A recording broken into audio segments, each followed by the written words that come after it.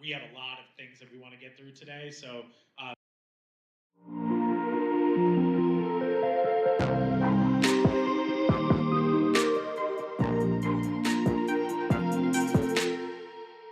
I'm Dick Anderson, the County Manager for Fulton County. I'm here to welcome you to the Fulton Films Red Carpet Series event. Why are we engaged in this? Well, a couple of reasons. One, it's one of the biggest industries in Georgia, over $4 billion in economic activity. But the more important reason, and the one that we're personally involved in, is really connecting our citizens and other participants with industry executives, filmmakers, producers, actresses, and really the whole span of opportunity that is in this industry. While we have over 200 locations that often are used for TV and film development, such as the courthouse that's directly behind me, and we have a very flexible permitting process and low permitting fees, all of which goes to support the industry. This is focused on you the individual, where you can get a good perspective, be introduced to individuals that can help you along your way, and get any assistance from Fulton County that might be available. So again, welcome and enjoy your time.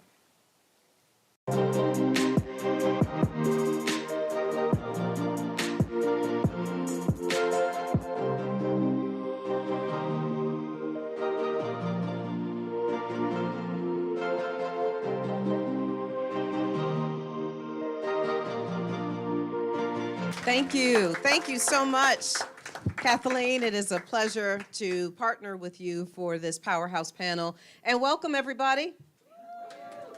Good to see you all. I am Shania Chavis-Rucker. I oversee the Fulton Films Division. Where's Fulton Films, you may ask? You're sitting in the heart of it, which is why we call this particular Powerhouse panel Productions in the Heart of the Peach. I'm so excited that we're so intimate because I had one plan that I was going to do, but I think at the end I might have to see if you guys have a question or two. So please allow me to introduce our Powerhouse panel, and of course I'm going to do ladies first. Please allow me, from the City of Atlanta Mayor's Office of Film and Entertainment, we welcome Ms. Cardelia Hunter. Thank you. Yes, she's the co-director of the department and perhaps our closest film partner, both literally and figuratively, as she is just a block down the road from us, and we share in so many of our film productions. If it's happening in the City of Atlanta, it's happening in Fulton County. So we share quite a bit. If you wouldn't mind, just a little housekeeping, if you wouldn't mind turning your phones on silent for us so that we don't have to hear the conversation, if that's okay with you guys. Next, you see this brother serving it up in the White House. The White House. Okay, I'm not talking about the one in D.C. I'm talking about the one in Fulton County at the Tyler Perry Studios. So excited about having him. Please welcome good guy on the hit series The Oval. Please welcome Javon Johnson. Good to see you, brother. Good to see you. And then finally, it's my pleasure to have joining us this guy right here. Now, he's been working alongside Fulton Films Office for many, many years. Serving as an ambassador for Fulton Films, including an ambassador for our Fulton County Commissioner Marvin Arrington Jr., who I hope should be showing up any moment for our Black History Film Festival. And he's got another hit series on his hand, if y'all didn't check that out this week. We're talking about Mr. Lamont Rucker, and yes, we do claim each other as family. Mr. Rucker, good to see you. Good. He's so cool. So before we get this conversation started, I wanted to share a little bit with you just about Fulton Films. We are not just a permitting hub, we love to partner. You can see around the room, we've got some of our many partners here. Thank you, Wift, I already see you here. But we have over 200 assets, venues, from the jail. I know y'all are thinking the jail. They love the jail. The courthouse. A lot of folks both in TV and film love the courthouse. But then we're talking about our central library, all of our libraries, you name it, if it's in Fulton County government arsenal, then the folks who love to film in Fulton, they like to call us home. So that is how we are even involved. And it's so cool because these two brothers, have had the pleasure of being on our assets, around our assets, and so we're pleased again to have them. So guys, I'm going to jump on in, and first, Lamont, let me just ask you, because you not only work here, you chose to come and live here. What was it about this particular city and state that you decided to call it home because of your industry? With a mic. I knew, trust me, I knew where it was. Thank you, sir. Well, first of all, thank you again. Thanks for having me. Thank you, everybody, for coming out to be with us this afternoon. And I think there's really a laundry list of compliments that I could give the city of Atlanta, the county of Fulton. And I think it goes back, I mean, you know, we know the history of Atlanta just in general. So when it just comes to the culture, being raised primarily in Washington, D.C., you know, there was always a similar vibe here for me when it came to not only creatives. Again, I'm a graduate of the Duke Ellington School of the Arts in Washington, D.C., grew up in the theater and, you know, in and on and around stage and film and television and music and poetry and sculpture and so forth. So I identified with a lot of those same, you know, cultural assets and values here. So staying put, even sometimes it was just between production, you know, and this isn't the only place that I get the privilege to call home, but it definitely, more so than even physically or geographically, but more so I just think, you know, in the heart. It's just a place that has always felt, it's felt good to be here. Atlanta has always shown me, you know, mad love, and it's really been a wonderful city to not only work, but live, play, serve, Yes. study. And we're going to talk about that service because both of you guys. All of that. Yes.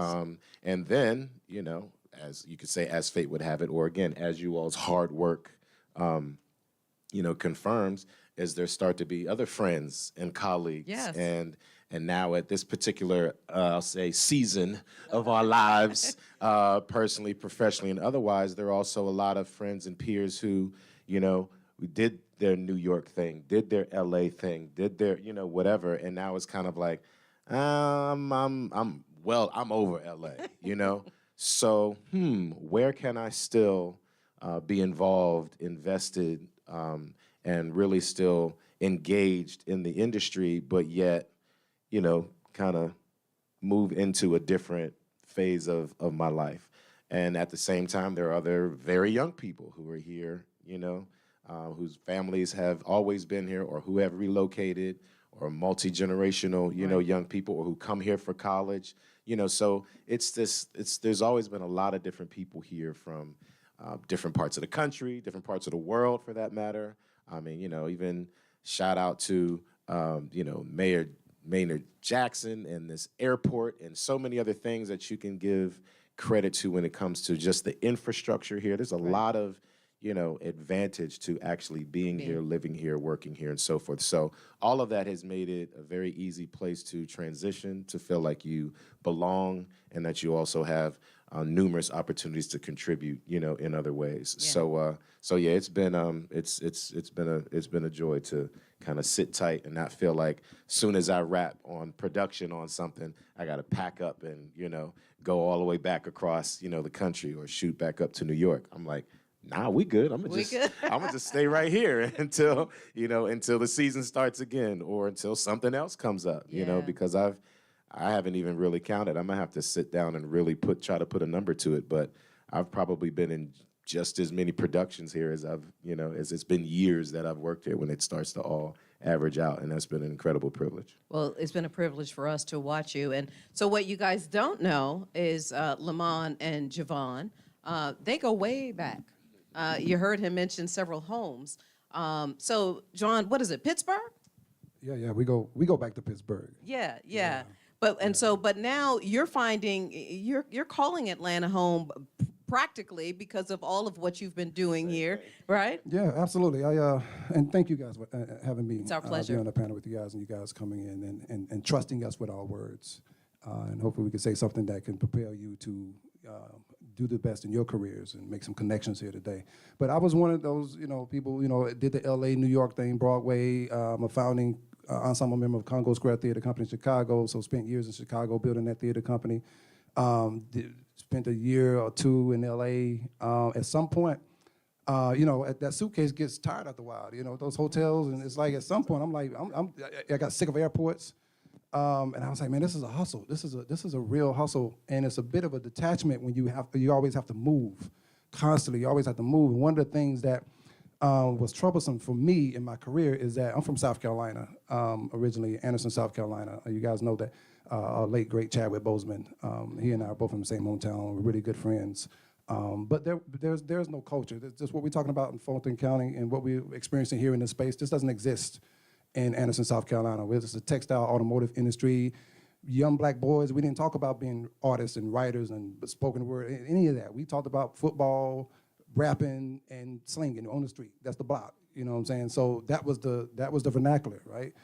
So how I got here was by faith and by grace, because there was no outlet for me. It is definitely a community where I had to leave in order to achieve. But in that, one of the things that bothered me all the time about my career is that I could never do, if I didn't do something on television and film, my hometown didn't see it. So I come from theater, like Lamont, but all the theater I was doing, all the work I was doing, nobody was seeing it. That was part of my roots.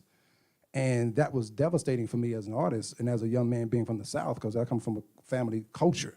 And we're rich in family. And so at some point I said, man, I gotta do something different. And I moved back to South Carolina after I looked at what was happening in Georgia. I said, wait a minute, Georgia is booming. There's a whole industry flourishing right next door. So I'm 2 hours away. So I said, let me stop all this. Let me leave LA, I'm going back home, right? Went back home, I said, you know what, but I got to transition. I got to do what everybody else do. Let me go into the industrial plant, went to work for BMW. So I said, I got to take a pause where I got to readjust. Worked for BMW, and that was, I was an alien in a whole other world there. And I tell people all the time, I was at BMW, but I was never at BMW. It was a transition phase for me. But I remember coming back home, and I started to look around. I said, let me do something while I'm here. And I said, started looking at the place, and I realized I can't even work professionally. I can't even work in my hometown. It was sad. And I said, we have a whole arts commission, all these things we have in South Carolina, and I was like, I can't even work. I can't afford to work. And then I got to look at the quality of the work. So I was like, I can't even participate at home. And I was saddened by that. I said, that's tragic, because people like Chadwick Boseman came out of that community. People like Javon Johnson came out of that community. And several other people who you may not even know associated with that community came out of that community, who have great careers. And we didn't have them made to nourish that, provide an outlet or guidance for that. And so I didn't even find Fulton County. Fulton County kind of, Georgia just pulled me in. No, but it's synergy, it's energy, it's what are your goals, right? What are your statics, what are your principles and purpose, right? And when you find elements where those things align themselves, the universe puts it all together, So I didn't come here seeking out this community. This community found me because there's an alignment that's happening. There's a creative energy that, if you stay open to that and you stay connected to that, you don't have to worry about connecting with the right people. Right? You just got to be, you got to be aware when it happens. You got to know that this is the right person to be with. These are the people I should invest in and spend time with. And that's what I get from this community. And this is the thing we don't have. I'm working on building that in South Carolina as well, because there's a lot of dormant, aspiring. I did free workshops just to test the market. And I was getting people in their 50s and 60s, and all of them across the board were saying, oh, I always wanted to be a novelist. I always wanted to be an actor. I'm like, you're in your 50s and 60s, what happened? Why didn't you? You're not in a community that allows, that feeds into the dream, right? And that's one of the things I love about working here, is that we're constantly feeding into the dream. I love it. We're constantly feeding into the dream, and we also are constantly being of service and providing opportunities and guidance and mentorship and these things. So that's what I celebrate about these kinds of unions and relationships, because they're invaluable. So I'm telling you right now, I'm going to pretend like I made it up. Fulton Films, feeding the dream. I'm taking it. It's on tape, though. Oh man, yeah. Oh yeah, that tape yeah. thing. So Cardelia, recently Georgia touted some $4.4 billion in revenue, economic development and in revenue for films this fiscal year. So much of that happens in the city of Atlanta. So quite literally, if you are trying to do anything in the city of Atlanta, even if it's not on one of our properties, anything, that means you've got to deal with their streets, you've got to deal with permits, and guess who that means you've got to deal with? Cardelia. Yours truly. You've been there for 9 years. Talk to us about the growth that you're seeing. Wow, it's amazing. First of all, shout out to my 9 years. I just celebrated that on the 23rd. So when I came into the office, I came in temporary part-time and just started working my way up. And also when I came in, it was a 28-page where I would see more location managers and production coordinators than anything.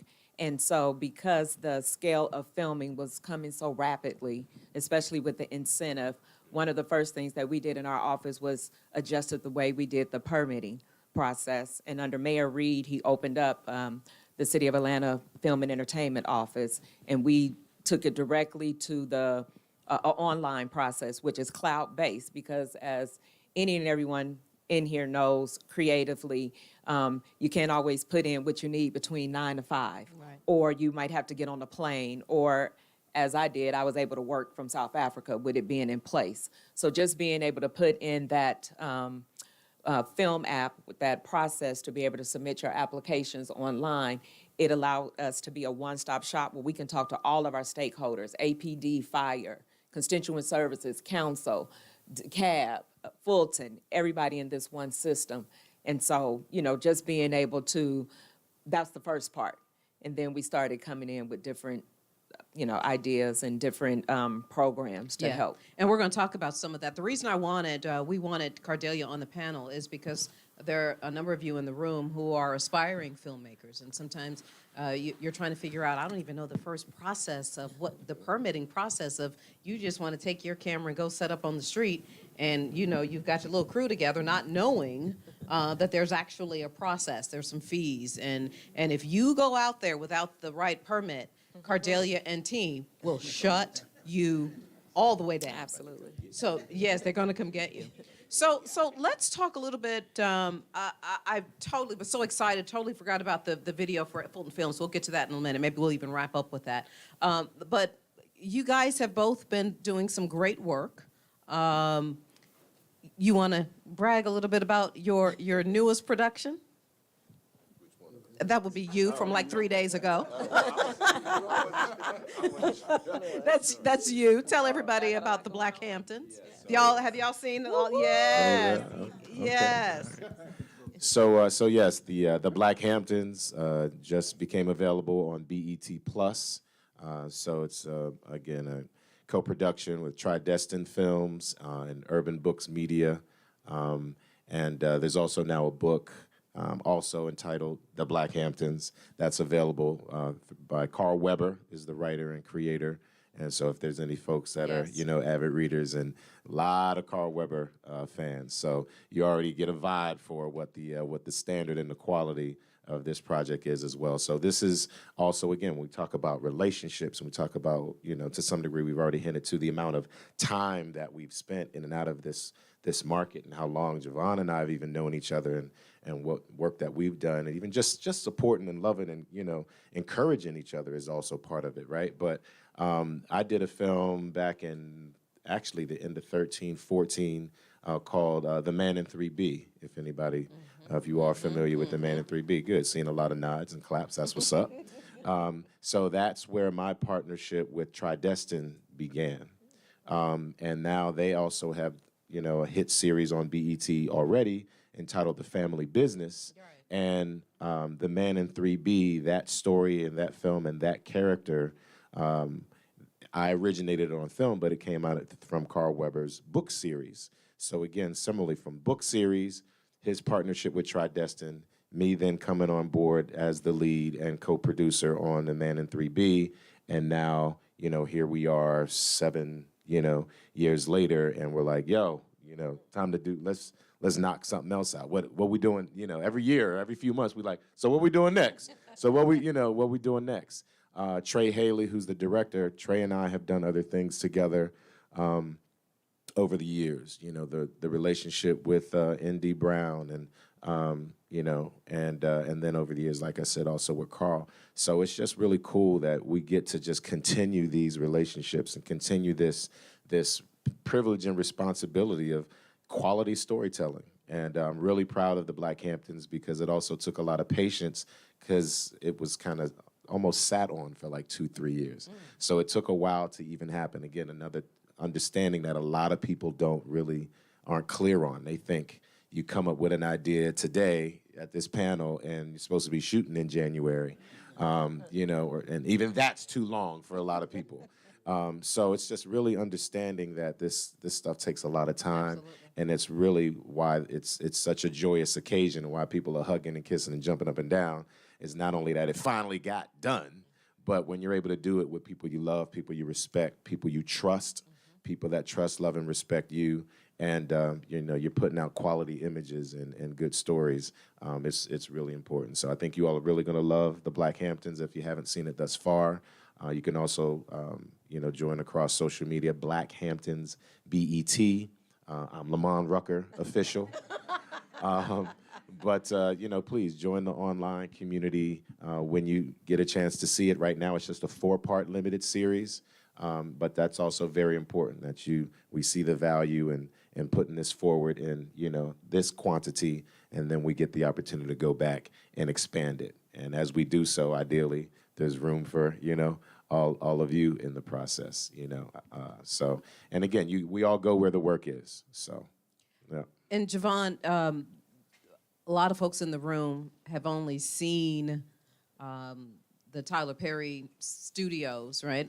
But that's in Fulton County, and took quite a lot to be able to make that happen.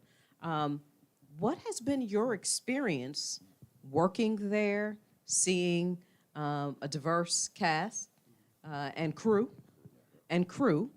Talk to everyone about what that has meant to you, even professionally and personally. Let me say this, because the one thing I want to talk about with working at TPS, because I just recently started my acting classes here in Atlanta. Yes, you have. Everybody wants to work at TPS. Everybody. Or they have. Oh, they have, right? But At some everybody's trying to get there, right? Everybody's trying to get there. But the one thing I want to say to all of you who don't know, it's a different world. It's not what you expect, right? So the way you think it works, it don't work that way at TPS. It works Talk to Tyler him. Perry's way. Talk to him. At TPS. So you have to be built a certain way. I've seen a lot of people fail. I've seen a lot of people have anxiety attacks on set. I've seen a lot of people not be there the next day. And I've seen a lot of people weather the storm, right? Fortunately, you know, my brother Lamont and myself, I found a way to weather the storm, right? But there's and the one thing I say about working there is you have to be able to adjust quickly. Yeah. And you have to, you know, we as artists, we love process. We love time. We love to Yes. talk and develop. I have a conversation about Richard with nobody about the scope of who Richard is over the course of the series. But one of the greatest gifts of working at TPS for me is I got all ownership of that. I'm in the pilot seat when it comes to who Richard Halston becomes, right? I don't have anybody over my shoulder saying blah, blah, blah, blah, because when you're hired, to my understanding, Mr. Perry is expecting you to deliver what he thinks you can deliver. He's not sitting there saying, let's figure it out together. No, I film tomorrow. I need to get these 100 pages shot tomorrow, and I expect you to do what I think you should do when I hired you. And if you get out there saying, but what's my motivation and what's my objective and what's my relationship with blah, blah, blah, blah. Okay, Next. and now who we got next? Why is Javon here? Can we get somebody else? Right? So you got to really understand, you're not walking into the traditional situation. Yes. Right? And everybody's not built for it, right? I know with plenty of actors who cannot deal with their process taking a back seat to his process, right? Because we love our process, we love our training, we love everything we put into it, and we got to do this to get this character. We ain't got time for that. Do you know your lines? Right. Because this train is rolling, right? So I like to say that because of how many people are dying to get over there, but you have to be ready for the unexpected of it. It's not what you think it is. Right. And I love the fact that that they have a commitment that's why you see people there for years and years and years, because he builds with people. And I love the fact that he gives opportunities. I say this all the time. There are people who have careers through TPS that would not have careers through the industry if it wasn't for TPS. I mean, it don't get any better than that, because most people are not doing that and they're in position to do it, right? Our white counterparts introduce new talent all the time. We recycle ours. And we're like, well, man, how many movies can Clifton Powell do? How many roles can Clifton? That's my boy, by the way. Right, no shade, no shade. That's my boy. I'll No call him. We shade. can talk about it. That's up there. But what I'm saying is, on the outside, we're not in the habit of breaking in new talent when it comes to artists of color. We're in the habit of saying, well, my project doesn't have any value unless I bring in a Lamont Rucker, unless I bring in a Javon, whoever. It's like, we got to go there. We can't say, well, this is a dynamic new talent. Let's break this artist in. Let's break this new face in, right? Because we feel like we don't have the same kind of allowances and the same kind of chances and same kind of opportunities. We feel like we got this one-shot situation, right? So we got a lot of pressure on us that our counterparts don't necessarily have. But that's also to our detriment, because it might be the next great Angela Bassett sitting in here. But because you don't have a name and no credentials that raise the value of my project, I might not feel like I can give you an opportunity, right? But our white counterparts get those opportunities all the time. They can make 100 bad films in a year. But we can only make one. You know what I mean? But that's the thing I love about TPS. I love that he cultivates dreamers. You know, it's called the dream building, right? And that's a real thing over there. People's dreams do come true over there. I remember the story about the young man who was walking back and forth every day to go to work there, and, you know, Tyler bought him a car. You know, he saw him walking. I said, what's he doing walking? Well, get that man a car, right? So he can continue his dream at TPS.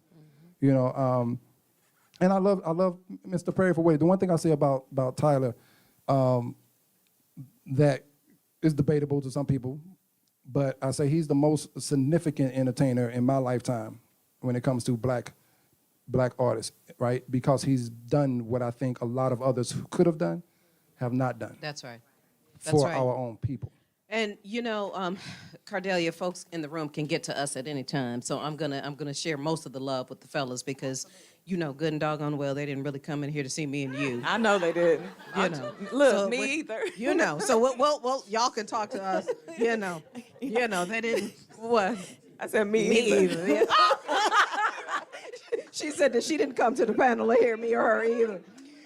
So this is the reason we wanted to be able to provide this powerhouse panel and this conversation is because we wanted to have real conversation about that point right there, right? Especially in 2022, most folks just think, especially that younger generation, bless their hearts, you know, think that anything can happen overnight, right? Overnight. But these brothers have not been, they didn't just come up. They've been at this for a very, very long time. So, Lamont, I'm gonna put you on the spot. What is probably the best piece of advice you got, or the piece of advice that you got that you didn't follow, that you wished you had? And I'm coming to you next, Javon. Either the best piece of advice related to this business, getting into business, getting an agent, whatever the case may be. What was the best piece of advice that you think you got, or a piece of advice that you got that you didn't take that you wish you had? I'll start with the best piece of advice, and it's probably one of the things I say most consistently, and that is don't take things personally. And that has so many layers to it, and I want you to at least receive it in as kind of two sides of the coin. And it's some people naturally, you probably think it kind of has a negative, right, connotation to it, because most of the time when we think take something personally, that means our feelings got hurt. But it also means don't let it go to your head. That's right. So it's the balance of that humility and yet also self-confidence that you're going to have. It's knowing that just because you got the job don't mean nothing, and just because you didn't get the job don't mean nothing. So the reasons why you didn't get it are not necessarily because you weren't the best person in the room. You could have had the best audition any of the decision makers ever saw. You still won't get the job. And there are countless reasons why. And I've had the privilege, thankfully, over the years, based on also relationships, that I've gotten some inside information numerous times, and they were like, look, for all the right reasons, that should have been your job. And this wasn't, and I'm very adamant about people not blowing smoke up my behind. I'm like, even when I hear these things, trust me, I take them with a grain of salt, and similarly, I don't let them go to my head. But I also understand and trust certain people, and the sincerity that I've gotten, just like, no, you know what? You did everything any actor is supposed to do. You delivered. We loved this about you, that, and yeah, of course, nobody's perfect, but this other person already has a deal at the studio. Or there was already, kind of to Javon's point, 3 other offers put out to someone that they consider to be at a higher tier, or based on some metrics, they think that that person is going to bring more viewers or sell more tickets, or, you know, but again, and then there's all kind of other collusion, but again, other people also have relationships. So if that studio head or certain executives have a certain relationship with a certain agency, or they cast this guy instead of you, and then with him, they get 3 other people from the same agency, and the agency is packaging. So there's so many elements to this, you know, to this business that people are just completely, you know, unaware of. It could also be, yes, you gave a great audition, but this role ain't right for you. Right. So, you know, and then you can look at that from a spiritual perspective as well.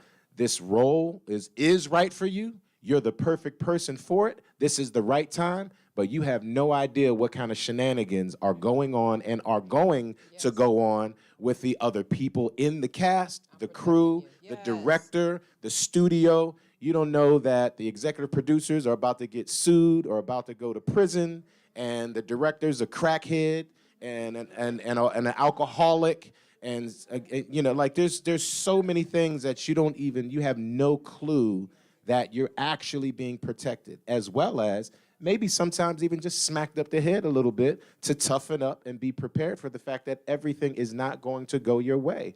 Get over it, get through it, get past it, let it go, and keep it moving. Yeah. So as an athlete, one of the things that I was always taught very early was leave it on the court, leave it on the field. And it's a similar kind of thing. So when I coach and I teach, and I, you know, and as when I'm even talking to peers or what have you, or in situations like this, it's a similar kind of thing. It's like, look, when you go in there for the audition, give it everything you got in that moment, at that time, to the best of your ability, with whatever time, limited amount of time typically, you know, limited amount of information. You only got sides. You didn't even get the whole script. You know, whatever it is, go in there, give it everything you got, walk out that door, and leave it in the room. Detach yourself from the result entirely, and it's such a hard thing to do. So it's this same kind of balance that I'm talking about. Give it your all, and then let it go. F it. You know what I mean? Like, you know, like let it go, and you know, give it up, and then let it go. And that also, I believe, helps with, again, Javon used the perfect word, detachment. It also helps with, you know what? Yeah, I did it. It's done. It's in there. I don't have any control over any of the things that happen next. The amount of control I had, I, you know, exercised that, and I'm on to the rest of my life, or I'm on to the next audition if you're privileged enough to have more than one. Some people don't realize how privileged it is just to get an audition, right? They think they're supposed to be auditioning multiple times every day.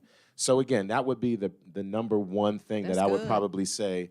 Don't take things personally. Again, that means when it goes your way, understand that, again, the 3 other offers, they passed on it, so it defaulted to you, not because you're really who they really wanted. I mean, you know, who knows? You know what I mean? So it's like, again, don't let it get to your head, because, again, people who let these things get to their head as well, sometimes their vision of themselves and then the way they treat other people is also distorted. So I think you maintain a certain level of humility, no matter, you know, how things go, and you also, regardless, make sure you really, really, you know, you have to believe in yourself. You all think we probably get a lot of attention and compliments and fans and so forth, but that's not actual confidence. You have to actually understand who you are, what you are, believe in yourself, regardless of what anybody says, positive or negative, because you rarely get a lot of actual, feedback on whether or not you're even doing a good job. And Javon's talking about how fast Tyler goes. There are other environments where people are moving just as fast. The way that the technology is nowadays, these processes of gathering and producing this content just don't take as long. So, yeah, you got to get it. Let's get it. Let's do it. You got to be decisive. You got to be confident. Come in, do your job, walk in there, standing up tall. Everybody's nervous. Everybody gets a little intimidated, blah, blah, blah. But you have to believe in yourself. So before you all dream about being on anybody's set in any capacity, you're not ready if you don't truly believe in your ability to do what it is you're getting ready to do. Take your time to develop what that skill, what that talent is, whatever your voice is, your purpose, your value system, all these things that are important. That's what the time is for. So the time is a gift. It's not a setback. So just take it easy. So that patience, again, goes hand in hand with be careful how you emotionally get twisted around, up and down, high or low. Find a place of peace and calm, and harmony and confidence right in here. Confidence doesn't mean you got to bounce around up here all the time. Confidence is, yeah, I'm good whether we're up here or down here. Yep. Y'all feel that? I'm good. Yeah, that's good. That's good. Strength and balance and peace. The strength is in the peace, not necessarily in the highs. This is what my conversations with him are like on the phone. I ask him one question. I love it. Javon? I just want to piggyback on something that my brother was saying. As an acting teacher, one of the issues I have with teaching actors is what I believe in classes where the technique is more important than the person. I have issues with that, right? Because the technique is just a technique, it's a method, right? But if you go into a space where you're learning about the craft of this, and it's all about Meisner, it's all about Stanislavski, it's all about that, and they don't even know who you really are. I don't believe in that philosophy, that principle approach, right? So one of the things that I focus on, if anybody want to take my acting class, I'm gonna tell you right now, the first day of class, the first thing we'll do is I hold up a script and I say, you see what this is? And they say, oh, it's a script. I say, don't expect to see it. Because we're not ready. Why we're not ready? Because I gotta work on you. You're the instrument, right? So if your instrument isn't what my brother's talking about, if you don't know who you are, if you don't know the value of what you bring to the table, if you searching for you, how are you going to create the character? Which is supposed to be the creation of some fictitious human being that should feel real to us. Which means that this is a three-dimensional being, right? Which means you got to be fully in yourself and fully available. And some of us not even available to ourselves right now, right? So my process is to get to that one, knowing who you are, so we can get to a place of the peace he's talking about, right? Because the people who know who they are, they ain't disturbed. They ain't taking it personal. Because you in your purpose as well. So if you're in your purpose, I'm not wasting time with anything that's not serving my purpose. I'm not distracted by anything that's not in alignment with where I'm headed. Nothing has to hold me back or bother me because I got somewhere I'm going. That's right. Right? And I'm also putting the preparation for that, and I also have the belief system in that and the confidence. I'm not doubting anything about what I'm doing. Right. So it don't matter what you say about me. It does not. It don't matter if we work together or not, because at the end of the day, I'm working with the people I'm supposed to work with because I believe the journey I'm on. Right. Right? So that's one of the focus. That's the first place I start with students because we got to get that right. We got to get you right first. And I'll tell you about, we talk about this casting thing. When I was just an actor, I didn't realize how powerless I was until I became a writer. Because the writer put me on the other side of the table and let me see the industry through a different lens. And when I saw that lens, I said, wow. Yes. I was messed up as an actor, dude. Yes. I was worried about some stuff. I was stressing some stuff. I ain't had no. Yeah, I was like, as a writer, I was like, when I start watching audition tapes, 30 audition tapes, and seeing and how you look at this, and then sitting in the process of who we cast, I literally was in a casting session with the director, and we had two young ladies who were neck to neck in everything we needed, neck to neck. And we was debating, had the headshots laid out, and we was flipping, and that's the last person we gonna cast. And we was like, man, I want her, I want her. I could go with her. Well, if you went with her, I could go with her. We ain't getting nowhere. I said, we got to make a decision. You know why the one actor ended up getting the role? Why? Because she had bigger breasts. I lie to you not, because he was a breast man. Yes. Because he's a breast man. I have another situation. And what he's trying to say is, And it's it could have just been not the that other deep. way around. Right. So It could've let's been not that way get, around. don't take it personally if you ain't Don't got take big it per- breasts. Right? And I'm Some of definitely y'all not saying, already getting in your I'm feelings. not, yeah, I'm not saying go out and go get some implants. Right. Watch I'm how a not few of saying- them walk out of here today, too. They Right go, on, right. letting it go to your head. There you Dr. go. Dr. Lewis, you got an appointment Or over letting next it week. go to your boobs, I guess. Yeah, don't let it go to your boobs. Letting it go to Oh your my boobs. goodness, the editing I'm gonna have to do. don't- The editing. Hey, you I'm got gonna grown have men to up do. here. We telling you Right. the truth. Don't let it go. No, because I like to. This is the truth. Yeah. Because the one thing I'm always gonna speak real about this industry, because I don't like sugarcoating. That's right. I don't like sugarcoating what it is, right? I tell people all the time, this is not a fair industry. Don't come into it expecting it to be fair. It's not. Say If you go that into the again. if you go into the Yes. jungle, there are predators in the jungle. There are animals you're not familiar with. Even if you study it, there's something out there that's ready to do harm for you. But guess what? You chose to go in the jungle. Yes. So don't go into the jungle complaining about getting bit by mosquitoes or spiders and snakes all over the place. No, you got to know this is the place I chose to be. So when these things pop up, I'm not mad at the industry. I'm not going to get jaded or bitter by the industry. I got to study this so I can know how to navigate the industry, right? So I can get to where I'm trying to get to and be spiritually sounded, grounded, and emotionally okay and mentally okay, right? Because a lot of us are damaged in this process. Georgia, we're talking about Fulton Films, and of course, me and the city of Atlanta, we just want you to bring every project you have possibly to Georgia and to Atlanta, right? But we're in Georgia. We're in Georgia. And we're even seeing where you've got governors of other states who are saying, don't come to Georgia, for a host of reasons. I can tell amongst you all that you all are informed. I don't need to go down the list, right? But what role does politics play? Because I'm hearing what you're saying, both of you, is there's a personal politics that goes into who gets a gig, right? How concerned are you now that you're loving Georgia, you're having training classes here, you've got your house here? How concerned are you now about what you're seeing on a national stage play out right here in the community that you're calling home?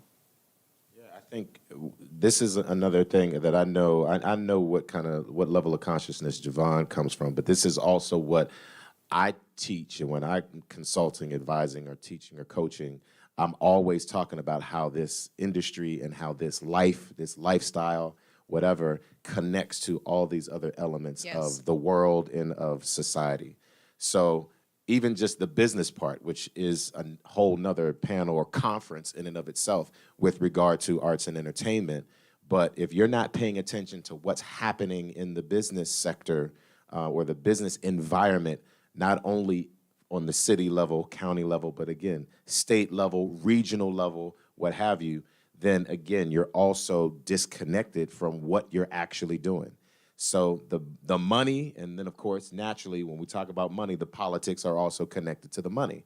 How money moves, what kind of funding is available, you know. Cordelia talked about the incentives. I know states where the incentives have gone away. So imagine if you decided to relocate your family from South Carolina or to relocate your family back to South Carolina, and then the incentives in Georgia go away. And you've made that, but you had no clue because you're not paying attention to the climate. You don't vote, you don't read, you follow, whoever on social media, but not your state, local representatives. You're not following your city councilmen and women. You're not following your senators. You're completely unaware. Right. You don't know who these incredible ladies are and what they do. You don't know who's actually connected to your livelihood. And then the whole labor dynamic is a whole other thing. Do you know how unions work? Do you know one of the other incentives about Atlanta and Fulton County in the state of Georgia is because this is a right-to-work state. So when it comes to the economics and when it comes to people that are like, yeah, I'm going to come to Georgia and do this there, there are financial incentives, but also the labor cost, right, is connected to what this whole production is going to cost me and how it's going to happen. So if the governor is affecting labor law and voting rights in a particular way or what have you, it's going to be connected to how these things happen and how these things work. If you're an educator or if you're an artist who's working here in the community, you know, grant money disappears or grant money is there and nobody takes it because you don't even know what's going on around you. You don't know what's available. You don't know that you can have access to this. You can qualify in this way. You're just kind of maybe doing your thing. That's great. But yeah, how else do you need to do your thing so that you can become a vendor with the city and with the county and have access to certain information and be a service provider, or, you know, your services and goods and expertise you're now starting to be involved in the ecosystem in a completely different way than somebody who just thinks, oh, well, I'm talented. Somebody said I'm cute. All I need to do is be here and everything's going to fall in my lap. You're completely disconnected from all of these things, you know, that are happening. You know, so I think it's vital to be very, very, you know, aware what's happening. And I'm not even going to talk about a national level because I think we pay sometimes far too much attention to what's happening on the national level. So worried about who's going to be president, it's more important to, you know, be voting for the county sheriff, you know, than to be worried about, you know what I mean? Like that type of thing. Oh, That's there you right, go. Sheriff. Oh, boy, did I set myself up for that one. Yes, you did. You know, so, but my point is really kind of tune in and tap into what's really happening right underneath your feet politically. So again, I think you do that, you also start to learn and understand political process in a smaller, you know, form, and then you can start to take that same understanding and education and start to scale it up so you really understand how to play the game on a regional, national, global level. That's the other thing. Just because you're in South Carolina or Pittsburgh or wherever, you can be working all over the world if you're paying attention. But the politics, again, even connect to how visas work or immigration law or this and that and the third. You think all you got to do is buy a plane ticket and book a hotel online? Okay. Wait till you get to the airport, or wait till you try to get through, you know, Homeland Security or what have you. So it's again, I just think all that's connected to this, you know, what you're talking about. Javon, let me, because I don't want to, I've got some other questions I want to ask, and I don't want everybody to have to answer the exact same thing. One of the wonderful things about these two brothers, we were very intentional with Fulton Films and who we wanted to ask. It's because of what they pour into the community, right? You heard Javon talk about he teaches. He showed up at an event that Fulton Films had. And I was like, you know, you look familiar. And he's like, oh, do I? I was like, you look familiar. And so then, you know, he told, but that was because he heard about the county government and Georgia Production Partnership was hosting something. So, I mean, one would think that he's got way too much to do to come and find out who we are. He came to find out who we are because he wanted to, that's right, and that is the difference. So then I had the opportunity to introduce him to our county commissioners. In fact, one came in, Commissioner Khadijah, good to see you. Thank you so very much.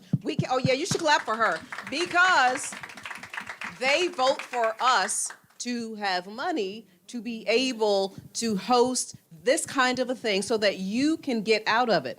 But both of you are really big in teaching, and you with this mental health initiative, among other things. Javon, speak first to some of the things that you're doing that, because in a nutshell. I don't have a mental health initiative, but I'm dealing with mental health. Mm-hmm. In these classes. I mean, we all traumatized, you know. Yeah. To some degree, there's a bit of trauma just being in this, you know, just having an experience of being Black American. You know what I mean? But the one thing I'll say about in terms of how I teach and why I teach, one, because of where I come from, again, there's not enough Chadwick Bosemans, not enough Javon Johnsons coming out of that community, and I feel like there's, and one of the things that really traumatized me when I first started teaching was it seemed like the lack of self-worth and self-value was like a pandemic amongst my people.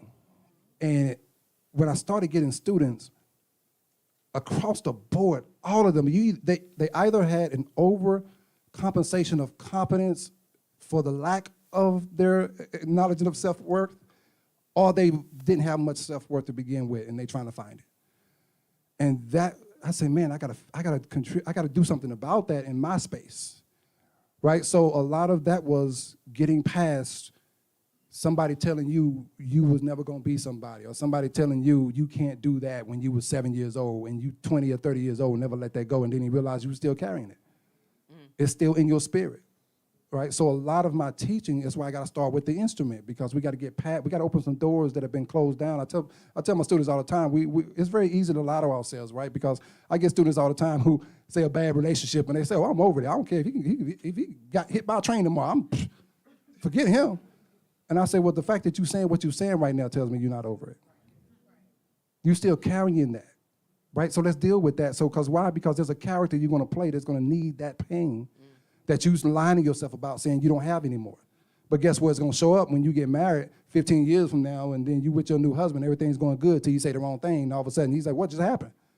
Well, what just happened was what happened to you when you was 18. That dude you say get hit by a train, you didn't care about no more. Suddenly that pain was triggered by this guy who has nothing to do with that, because you didn't deal with it, right? So a lot of that is what I focus on, and part of what I do as a teacher is I say all the time, I charge the least amount that I can charge for what I do, because one thing I'll say, I don't have to do this, right? I don't depend. There's some teachers who depend on teaching as to pay their bills. I don't depend on it to pay my bills. I depend on it to lift people up. And I just charge enough to make it make sense. That's it. Yes. Right? Because I can't come do it every week for free, all those hours, and do it for free, right? You can't get all this greatness Right. for free, because then you don't even appreciate it as much because you didn't invest in it, right? So there's two forms of payments when I teach. One form of payment is the insignificant monetary piece that you got to do, but the other form of payment is your commitment and your pushing yourself and your continuing to grow and believe and stay on the path. That's compensation for class. And I have dismissed students because they came short up on one half of their payment. I got your money, but I ain't get this other part. You cheating me. Right. Right? Yeah. We've got a few minutes left because we want to have some time on the back end for some of our meet and greet in the back. Talk to us, please, about your mental health initiative. I see you everywhere on social. Yeah, so that's the more recent, initiative, and I'll start by acknowledging my wonderful left-hand lady, as I call her, partner in crime, this wonderful young lady, Hope Allen, who's sitting here on the end. She's actually my business manager. We've worked in a couple different capacities. Titles don't even really matter. It's my sister, and she's often the boss of me and stuff like that. That's too, right. as well. But more importantly, relevant to your question, she's the producer and creator of the tour that we're doing, which is entitled the Just Heal Bro Tour. So her company, Living Hope Productions, is really the creator of making that machine move, and every day, figuring out how to make it work so that it works for everybody involved, and particularly the service component of it, but again, the men and boys that facilitate as well as those that participate and come to receive, what's happening. Well, we're just happy that so the brothers are talking about it, because it's hard for us as a community to talk about mental health, and it's even harder for the brothers to talk about it. I want to wrap up here because, again, we're going to go out here in the hall. Cardelia, City of Atlanta, great training opportunities. Tell everybody about that and how they can find you. Yes, so last year we launched our first cohort for the Set South Production Assistant Training Program. It was funded by Disney, Warner Brothers, and locally Quality Control, which is Quality Films, because relationships and partnerships are everything. And so we're doing it again this year, and we're actually going into info sessions right after the holiday weekend. And then we will partner up this year. We're excited to partner up with Streetlights out of LA. They wanted to come here and do something with us, but I told them not on my watch. You gotta partner in with us because this is our program. And so you can find that information It'll be posted next week on our Set South website at setsouthatl.com. What is the benefit? Like, if someone in the room says, "Oh, so if I sign up, what am I getting? Like, what do I do?" So this production program, it's free to students. You have to be 21 or older. It allows you to get training for 4 weeks, hard skills and soft skills to become entry level on a film production as a PA. And we have vowed to stay with our students for up to 2 years to make sure that they keep their skills up as well as to be placed. And the good thing is, Streetlights is bringing in another little component. They're going to really teach them how the union is and to go about being able to get in the union, which is a big plus. And then another thing we have coming, September the 23rd, I got a chance to go to New York and I went to the DGA and I was like, we got all these productions here. Like, can we come here for a trade? DGA? Directors Guild Association of America. And so they didn't want to do it, but then once we launched our PA program, I got a call and they said, hey, we see what you're doing. Can we please do a virtual? So we did the virtual. We had over 80 people. One of the young ladies who was in my PA program went through that rigorous process and she ended up getting in. Well, back in April, they called and said, we want to come. So they're coming September the 23rd, the DGA from from New York and LA to do an info session right at City Hall.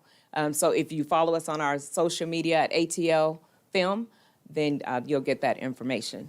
Wonderful. Thank you. That was y'all see why I had her on the panel? Because y'all need to know that information. Yes. Listen, we want to be able to share a little bit with you in the hall. If you have not picked up any of your Fulton Films marketing stuff, your swag bag, your cups, please do so. But just don't take it. Go and research who we are. And find out why we are not just about permits, but we're about partnerships, and figure out how we can also partner with you. Before I bring up two quick people, I want to have you guys show your love for our fabulous powerhouse panel. Woo-hoo! Thank you so very much. And now finally, if you want to know about Fulton Films, one second. I just want to say, because you're talking about partnerships and how important it is, and you guys know that we work hand in hand, but we also partner with WIFTA, Women in Film and Television Atlanta, and we have the short film coming up September 10th and 11th. There you go. WIFTA, Women in Film and Television Atlanta. So if you're here in our market, look them up, come and hang out with us, okay? That is our time. If we have we called this panel the Production in the Heart of the Peach. For our guests, we have some special guests. We look forward to seeing you out on the outside. For everyone else, please, well, all y'all are our special guests. That kind of sounded crazy. All of y'all are our special guests. For all of you who took the time to come and hang out with us today, thank you. Thank you. Thank you to our Fulton County partners. I see one of our chief judges here. She's always waved to us, Cassandra Kirk. Thank you very much. Bridget Bailey, I see you in the back from customer service. Listen, this whole Fulton County thing, it is a full service, all hands on deck, the entire team, whatever we need to do to support each other, we do. And please, please, please, if you've got a project, please film in Fulton. We'll now leave you with our promotional reel. Thank you, everybody.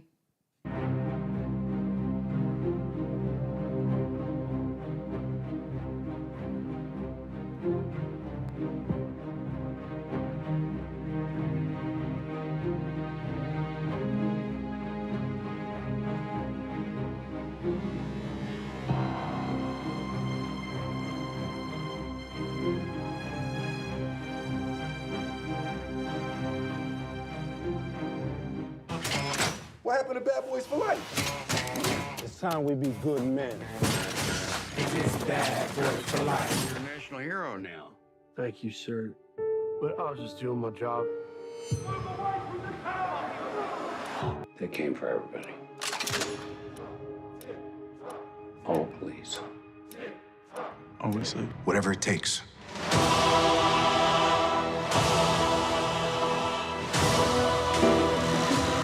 Good morning, Trina.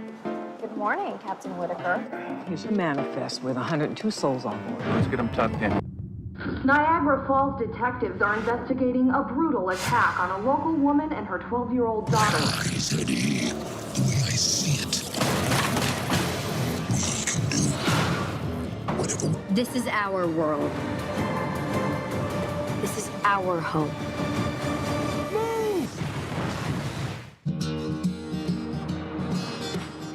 Griffin, let's go.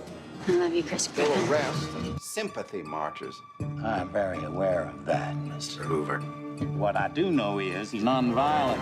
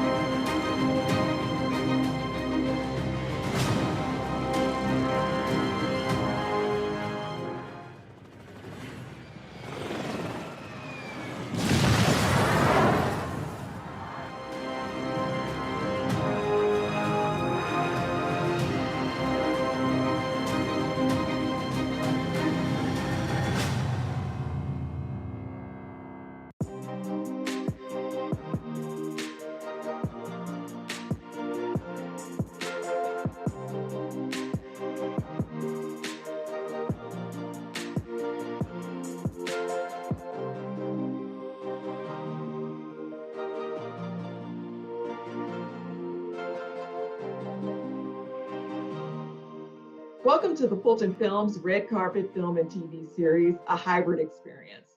I'm Tracy Flanagan. Thank you for joining us. We're talking about crime series fascination and film facts. We're privileged to have the best in the world of producing crime series and telling these important stories. Please welcome retired Atlanta Police Detective David Quinn, producer of ATL Homicide, in its fourth mind-blowing season. He solved the coldest of the cold cases. Angeline Hartman, award-winning journalist, host of the podcast Inside Crime with Angeline Hartman, is a compassionate crusader for crime victims. Our third panelist brings a unique perspective as the man who puts the case together and takes it to the jury.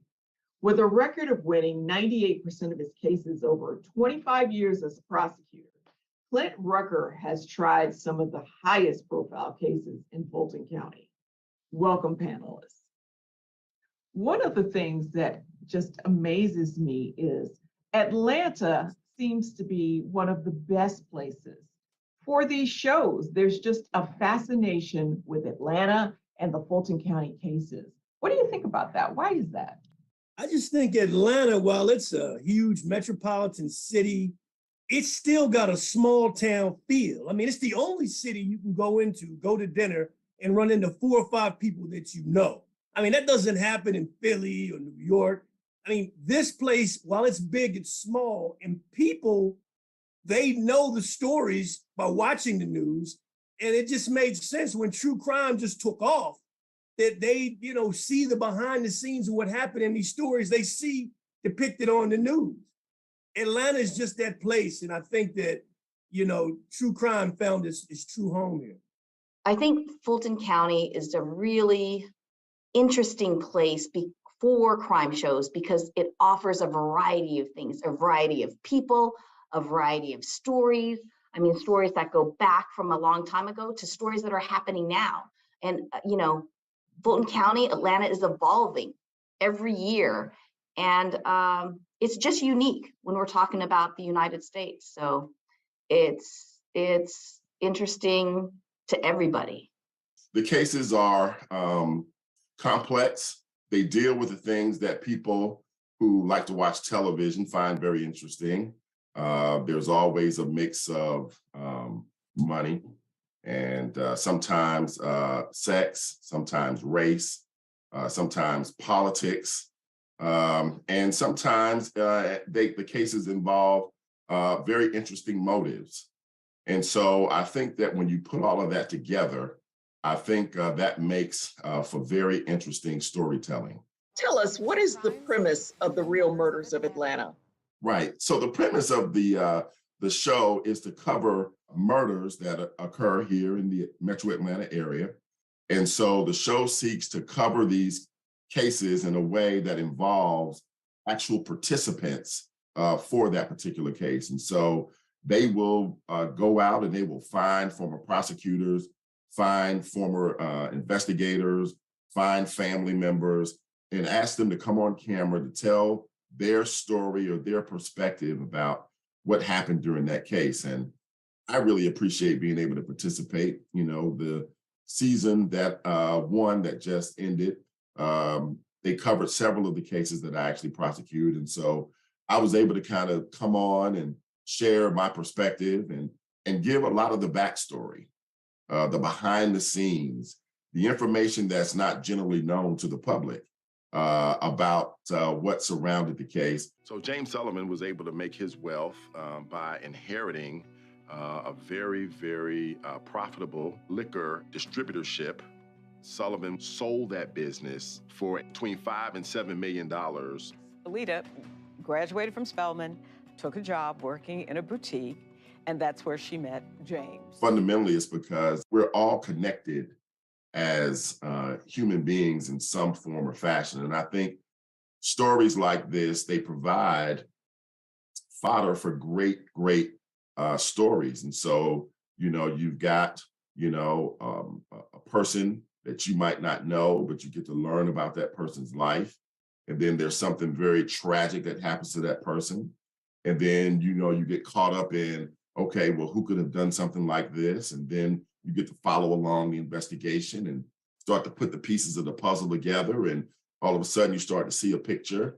And then, you know, folks like to see how it ends, where there's a hero somewhere in the story that comes along and is able to obtain justice for, you know, that person's family and for their memory. And it kind of just comes full circle, and it gives people, you know, the opportunity to participate in these stories, which are really, really compelling. They're really interesting, and they impact the community. Atlanta is a sexy, beautiful city, but there's a dark side beneath the surface. We work hundreds of murders in the city of Atlanta. Dead men don't tell a story, but they do. That's why we're here. We're telling their story for them. We want to stake our claim in the City of Atlanta Homicide Unit. Justice has to be served. ATL Homicide is a love letter to the city of Atlanta. In other words, this show, when we were launched, it was all about the people, the families left behind, you know, when someone gets killed in that nucleus, in that family. We always had this thing, and I'm talking about me and my partner, Vince Velasquez, called investigative transparency. There were no real secrets. And so I was really against using media to help me solve crimes. And ATL Homicide doesn't ever happen without Angeline Hartman. It was her idea. She got us going because years ago, when she was a local correspondent here in the city, a reporter on the streets, she used to try to get me to put my unsolved cases on TV. And he wouldn't even say hello. Can I just stop? It's worse than that. He didn't even acknowledge me when I'd walk into the building. He would just like turn away. Like he couldn't even think about being on a story, let alone like talk to a reporter. So just put that in perspective. Go ahead, David, go ahead. Okay. That is absolutely true. I felt like I was a street soldier. I was a dyed in the wool street cop. I was all about the people. I didn't fool with TV. My partner, Vince Velasquez, he tried to talk me into using it as a vehicle to move these cases, to make them pop, to give them some shine. And I wasn't having it. I'm Angeline Hartman in Atlanta, Georgia, where we're shooting one of our big cases that's set to air in June.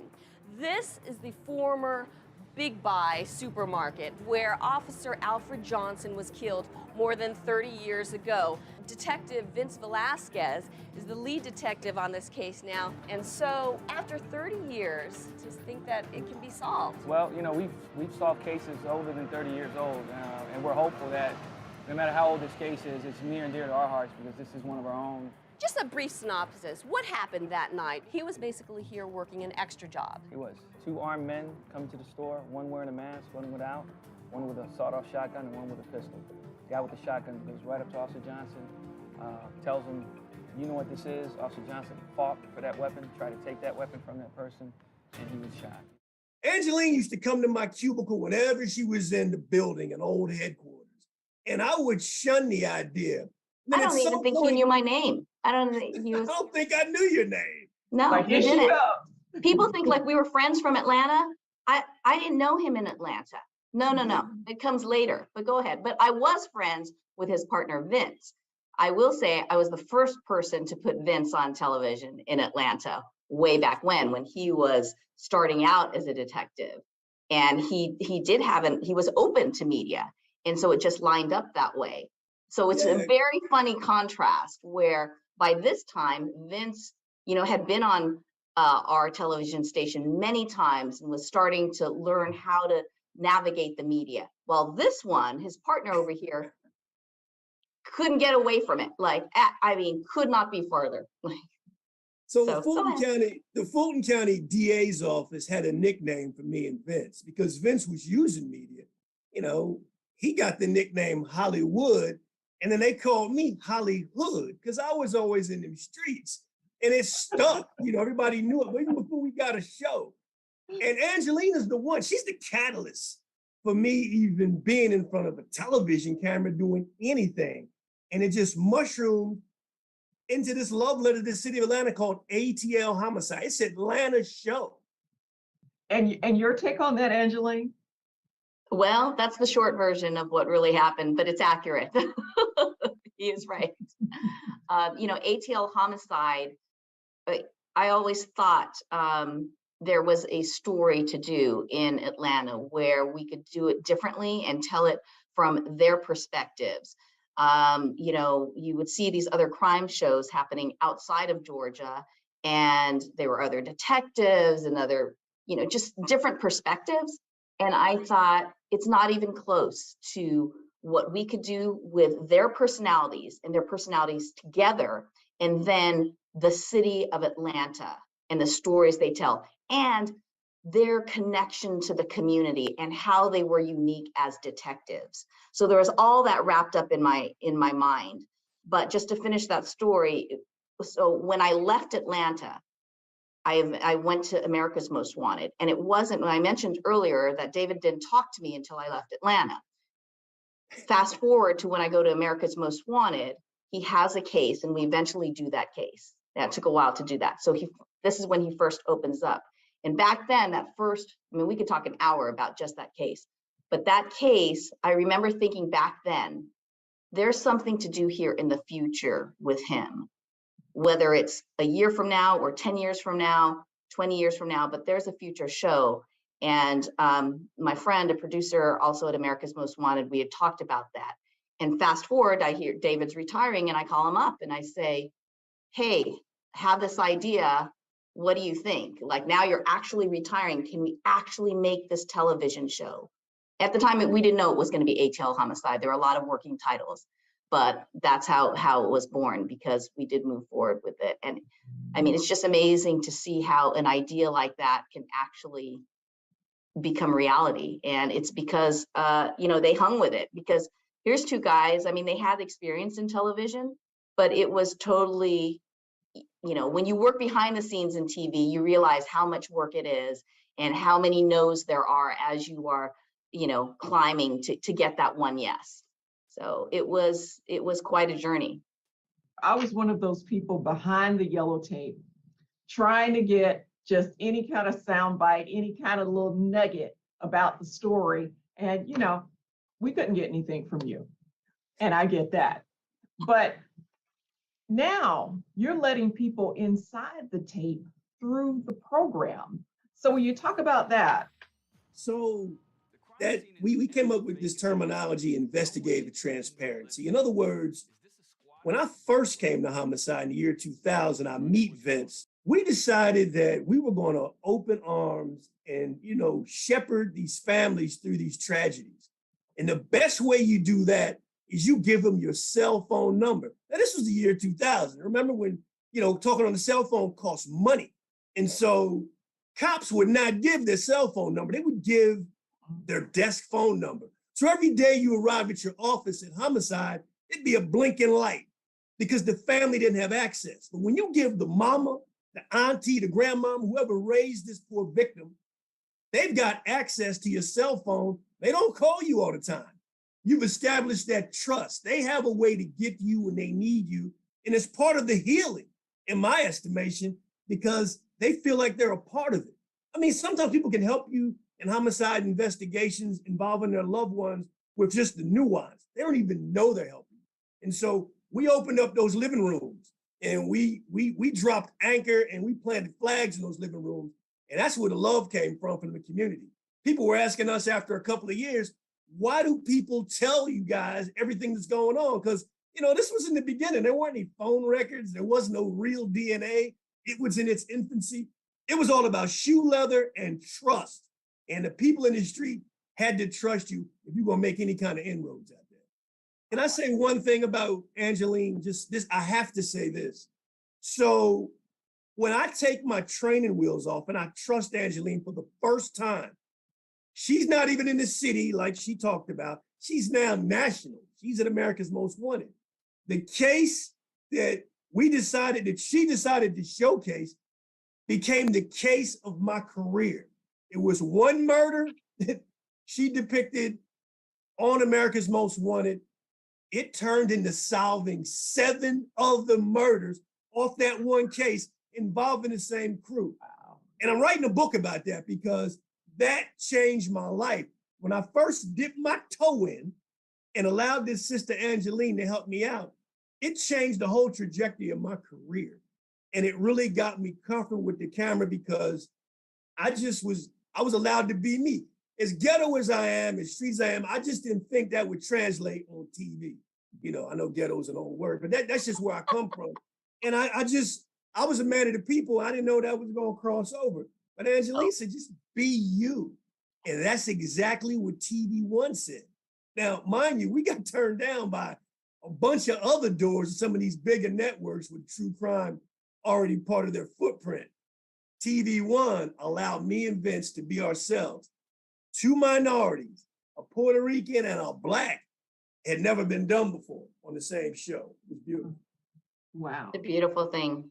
And I will just say, when he's talking about be yourself, getting back to that America's Most Wanted segment, you know, part of that, you know, in America's Most Wanted, we did reenactments and, you know, to showcase the crime and help connect our viewers with the case so that they could in turn hopefully figure out what was happening, and if they knew anything, call in for tips, right? And so when we were doing the reenactment and mapping it all out and figuring out how to portray the story, my partner at the time, Sedge Torreson, who is the executive producer of ATL Homicide, so he and I worked on this case together with David, and he said, why don't we have David Quinn play himself in the reenactment? And we went to our bosses and we're like, oh, we think he can pull this off. And it was like, we're gonna have the actual cop play himself in the reenactment, because you have to understand, it's when we did a reenactment, it was like a Hollywood movie set. We hire actors and we have trailers. I mean, it is no different than a Hollywood movie set. But to bring in the actual detective to play himself was like rare and weird. And but we, you know, saw something in him and said, he can do this. Just let him be himself and let him go.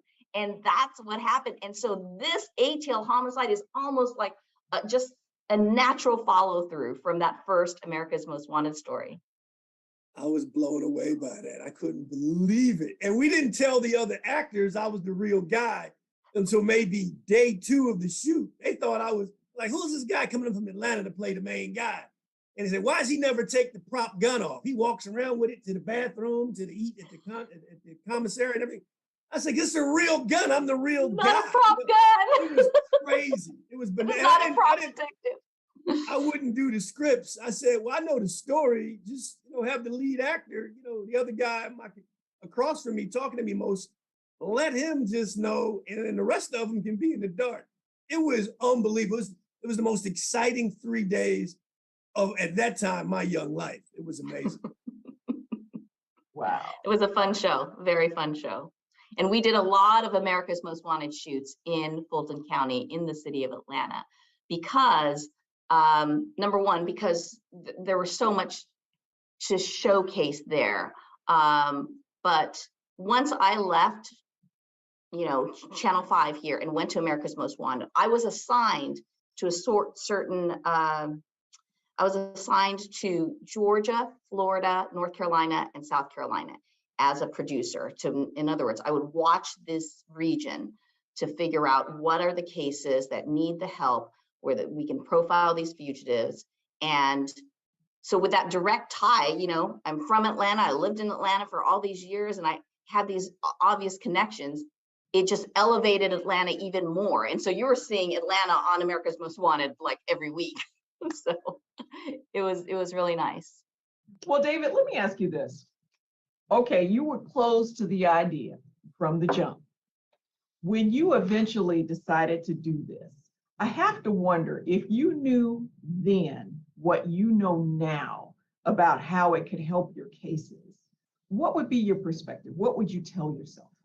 I would tell myself to step out there on faith. I mean, we had a popular TV reporter that everyone knew, award-winning producer, just trust. I wasted a lot of time, and I had to resole a lot of shoes when I could have cut my work in half. I definitely could have cut my work in half if I'd have used that. Because once Angeline let the cat out of the bag, that was late 2005, 2006, I was off to the races. After we knocked down that first case, and I gotta say the victim's name, his name was Mamadou Barry. That case launched 1,000 ships. I was on TV every month because, you get a homicide every month. So I would get with Doug Evans at Fox 5, and we would hook that thing up every week. Later on, I couldn't believe the traction I was getting in my cases by, being in living rooms. And people said they hear that voice while they're cooking their dinner, and they would turn around. I said, what voice? I said, something about your voice. I said, what? I mean, it's just a voice, what's up? Nah, we hear your voice and we listen up because you may say something crazy. And I figured, well, just be yourself and it'll get the attention of the people, and they may tell about my crazy ass. They may talk about what I was doing, and it may get someone talking about a criminal homicide that's unsolved. And that's exactly what happened. I remember that case. Another disclosure, I worked for the Sheriff's Office in Public Affairs, and that case touched our office as well, because when you got the person, where did they go? 901 Rice Street. So I do remember that one. It was 15 of them, and they created courtroom 1C. It became, the Checkpoint Charlie or, Hartsfield Jackson at 160 Pryor. I mean, it became that courtroom for all the high-profile, dangerous cases. I mean, we had 15 co-defendants on a 60-count indictment. Was the first successful gang prosecution under that statute. It was the first one. Angeline got that started. It was unbelievable what happened there just from, like I say, dipping my toe in. And it got rid of 15 bandits that were terrorizing our city and killed 8 people in Fulton County in the space of 2 years post-Katrina. Wow. When you talk about why are people fascinated with crime, just listen to his story. I mean, they are intrigued by stories that are almost so unbelievable that you just can't even imagine them. And that case is a good example. And then what happened after that? I mean, again, I know this is not supposed to be about that case, but it just, so many things that you could not even imagine happened with that case. So that is the answer to why are people so fascinated with crime, because it's almost, they're watching something that's almost unrealistic. But it's actually real. So. Well, I mean, Angeline, the last thing we got to say about Mamadou Barry case was when you guys did the reenactment and had me playing myself, that cleared the murder. The actual shooter said, wait a minute, he's got it wrong. He tells an informant, Quinn's got it wrong in America's Most Wanted. I'm the one that killed the guy. And he tells the guy that ends up coming into our phone. You got to explain that a little bit more, because I know what happened and I don't even know what you just said. So just Well, explain that just a little bit. I'm doing the scene where I'm shopping, for my kids' tennis shoes during Christmas. And we're shooting that scene down there in Maryland, the DMV somewhere. And that scene makes it to that 15-minute movie we did on America's Most Wanted. And so one of the killers tells the guy, well, they looking at the wrong people. I'm the actual killer. And that was of Mama Watching Dubé. America's Most Wanted. He was watching the show, and he tells the guy that eventually folded and came forward. And that's what started everything. It launched everything based on the killer watched the show. And then that's amazing right there. That's unbelievable. Well, that brings me to one of my questions, devil's advocate here. Some people might say these shows show too much.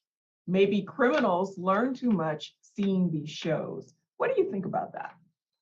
I don't believe it. I'm gonna tell you what. So we've had body cams, body worn cameras for the last 5 to 7 years on cops. People are still cutting up. There's surveillance video everywhere. Everybody knows cops, the feds track you on your cell phone if you do some dirt. Folks are still doing dirt. It's not going to change. And I'm going to tell you this last thing, Tracy. The last thing is people are going to be people. They're going to do that people thing. Because what happens when you get down to the homicide office and at some point you're going in that room, that's your own personal moment of truth. You can say how hard you're going to be, but nobody wants to do life plus 5. And so it changes. The calculus changes once these prospective suspects are put in play. I think it's just, I tell it all. I'm like a preacher. Just tell it. Give the gospel up. I tell the whole case. People used to get mad at me because I'll tell the whole thing because I want a prospective suspect to refute what I've put together. And that worked out. It worked out big time. And I always felt like, and Vince would concur, my partner Vince Velasquez would concur, cops since time immemorial have always held up this wall. Well, we can't compromise the investigation because it's ongoing. Ongoing means that joint is cold. It ain't going nowhere. So you got a situation where you're not being forthcoming with information, you're losing evidence. I believe let's just tell it. Let's just make it happen. And so that, that's what has to happen. And we always told the story. Give it up, and see if somebody can come up and say, oh, you're wrong and here's why. I don't remember it happening. Well, I will say, Tracy, regarding your question about victims and telling too much, I hear what David is saying, but there also is the part as a producer. There is so much that is not told, that never makes it on air, that people don't know. And whether it's based on some things that we need to preserve for the investigation or sensitivity for the families, so while people may say like it's too much, if they have no idea what really is too much, because in every case, I can tell you with ATL homicide, there are things that don't make it, while he tells everything, there is stuff that ends up on the cutting room, floor. And that's one of the things that made America's Most Wanted so successful, is because we were working in partnership with our law enforcement. We would work together and figure out what it is that can be told to the public for the benefit of the case that would help the detectives, and then also be sensitive to the families and work with the families and put that together in a product that would be compelling television. Figure out how to do all of that. There were so many stories behind the scenes and so much information that the public never knew about. But yeah, of course, we're always thinking about the victims and how this is going to impact them. I've seen it be helpful. Actually, David, I saw your partner become a therapist on a crime scene. We were actually doing a search, canvassing a neighborhood to see if they could find someone who had killed this lady's daughter. And your partner took out time to console the lady. And so some of the stories, I think, also have a therapeutic effect for the families. Absolutely. I'd have to agree with you. whenever our cases air in an episode format on ATL Homicide, I'll usually talk to the families a couple of days, maybe a week before it actually airs, because, we want to be sensitive to their feelings. I don't want a small child to see it without, some kind of parental guidance. And so we always maintain those relationships, and those people will call us if they have an issue with something. But we're always sensitive to how it makes them feel. Nobody wants to really see their daddy killed on national television. And so we want to soften the blow and give them access. And that's what we always try to do. Yeah, I think there's a lot that happens behind the scenes that people don't realize. Like you just mentioned, Tracy, like sometimes they become therapists. Cops become therapists, producers become therapists. And it's just really about, for me, it's about listening and treating somebody the way you would want to be treated, right? It's just that simple. There's just a lot happening behind the scenes that never makes it on television. And those building the relationships and talking to families and spending time with the victims, that doesn't end up on TV a lot. But it does happen, and it's because they do care. And that is what makes the difference between these detectives and some others. We've got issues with people trusting the police. People see you on television every week and they're able to stream it and so forth. How do we build trust? Do these shows help to build trust in the community? Well, you got to go back in time. While law enforcement has become super modern with the information superhighway, we got to take it back to the neighborhoods and win one street, one neighborhood at a time.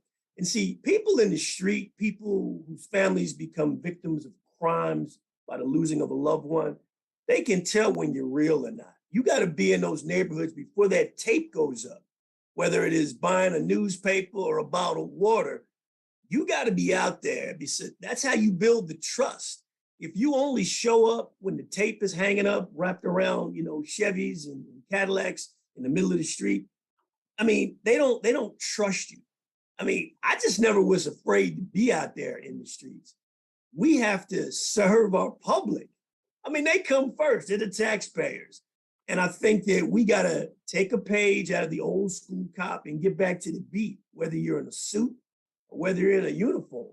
It's your responsibility to win that trust back. This us against them mentality is not going to translate into successful policing. I think it can be done. I think we got a great mayor in the city now. He's making some changes, and I think he gets the number of bodies in them blue suits. I think he's going to make an impact we haven't seen in probably the last 30 years. Take it back to the street. I'm in favor of, more opportunities for people in the community to see what actually happens. I think when you take away the mystery of everything, you're able to kind of understand the criminal justice system a lot better.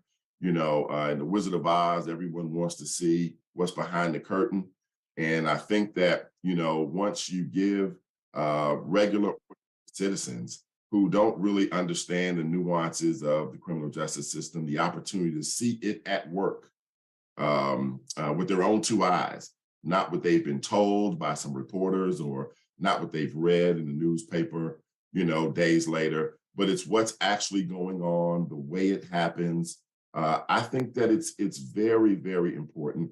And as we see now, in 2022, there is a very concerted effort by the system to be more transparent. There is, opportunities, especially here in Atlanta, it happens all the time where, the media is granted access to the courtroom. They can ask for permission to film.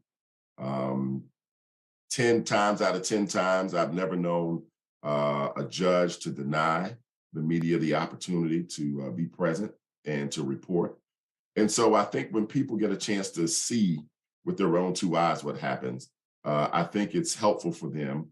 I think it allows them to educate themselves about the system. and it gives them a chance to see what's good about the system and what's not so good about the system. And so, yes, in answer to your question, I think that it's very important, and I think it's very helpful in most cases for the community to have the opportunity to see. How did these shows get started with the Atlanta connection? I understand you have some history on that. Yes,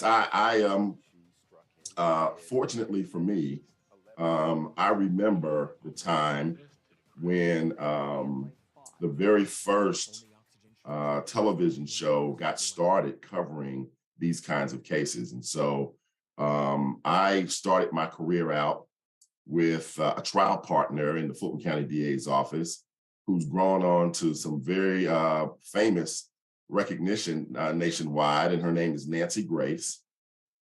And she was my very first trial partner. And so I learned a lot from Nancy, and we developed a very close friendship that exists to this very day.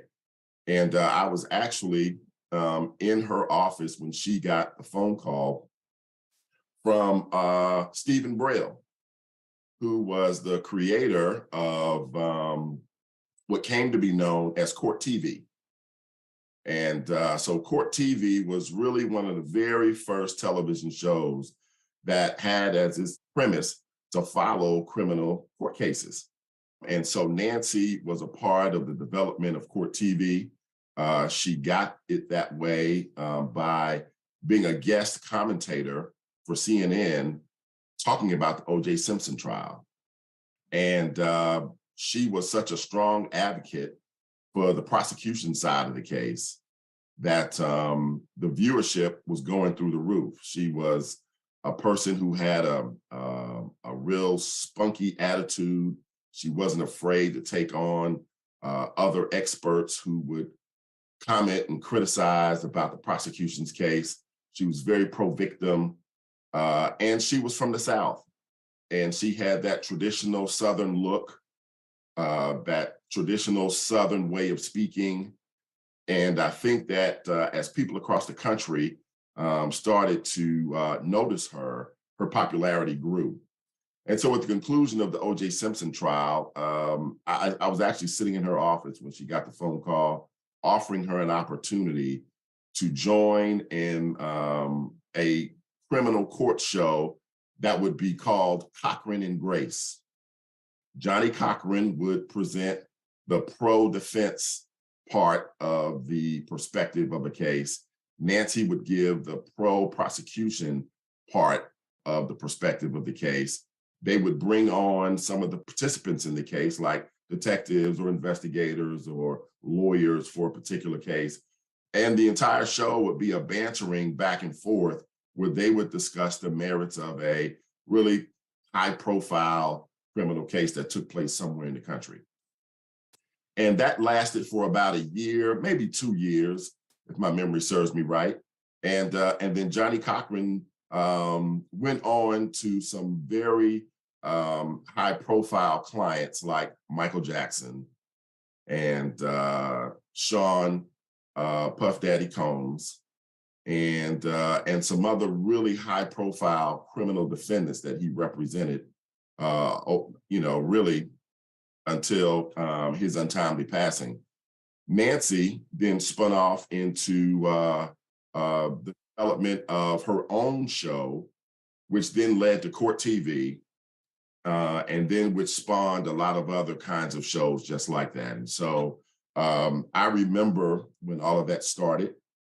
And, there were some shows, Tracy, that were kind of in existence, but they were not quite like the coverage of an actual case where you actually went through the facts and you talked about the pros, you talked about the cons, you waited in anticipation for the verdict, because of course we had John Walsh who had his show, which was, proved to be very instrumental because it actually helped solve a case that I ended up having here in the Fulton County DA's office and actually prosecuted and was able to obtain a conviction. And that was the James Sullivan case.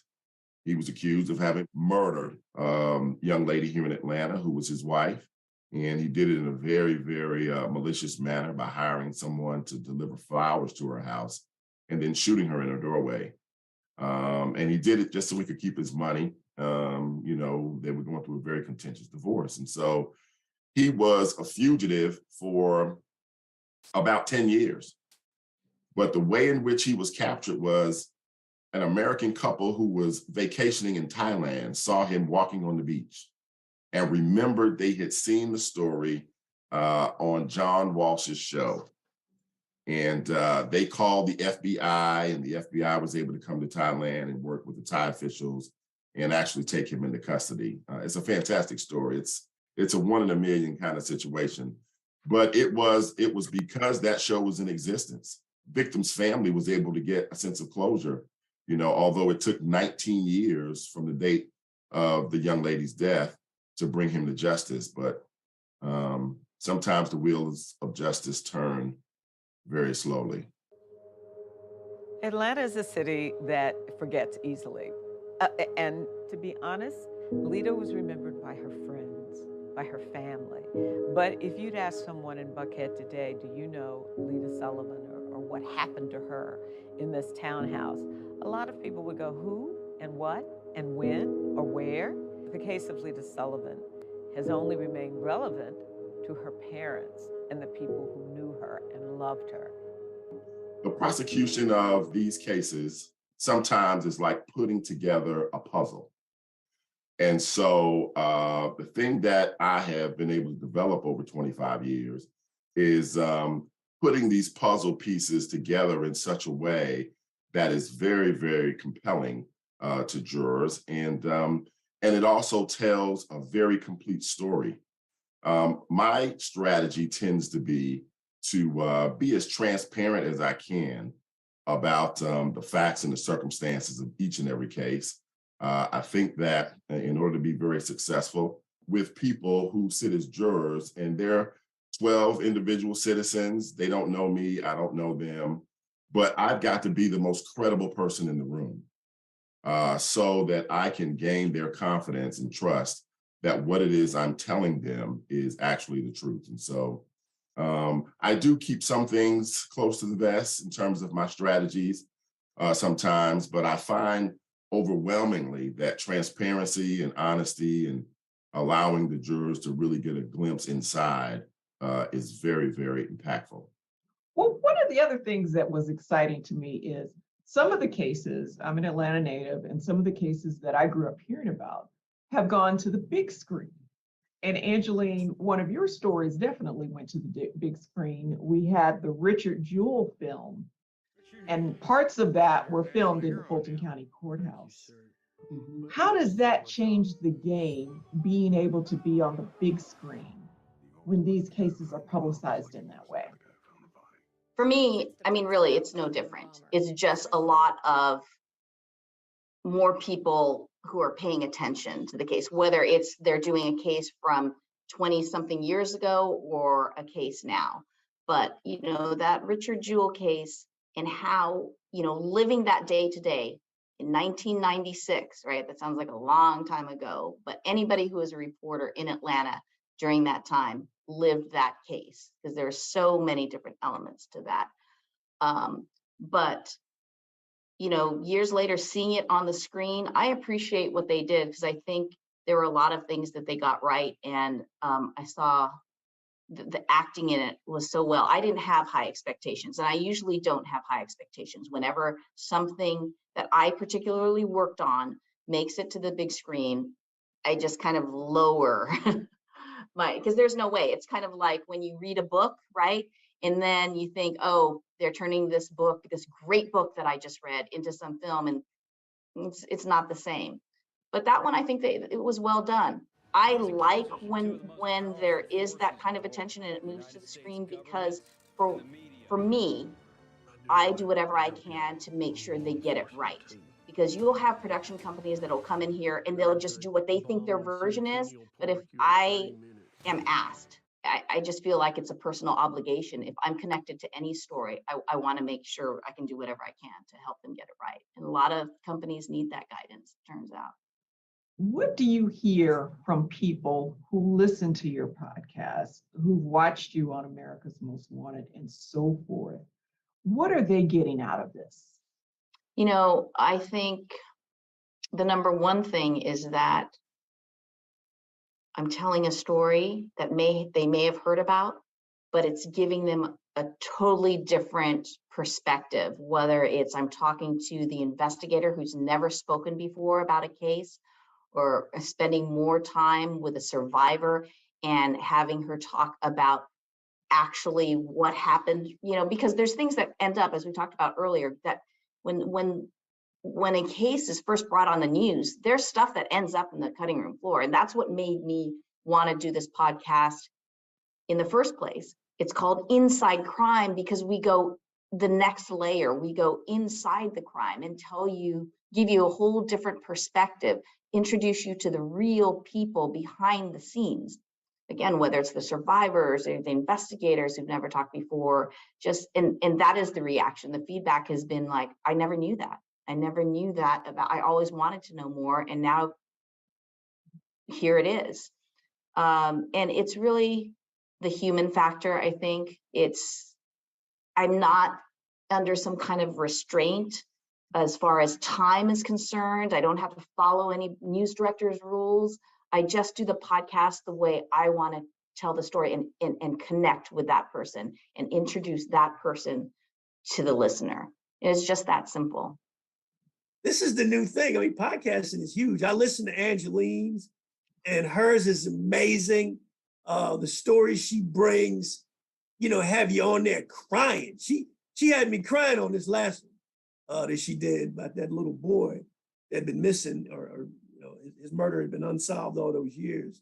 Angeline carried that thing. 23 she carried years. it like it was another heart of hers. And what was that child's name, just so I'm clear?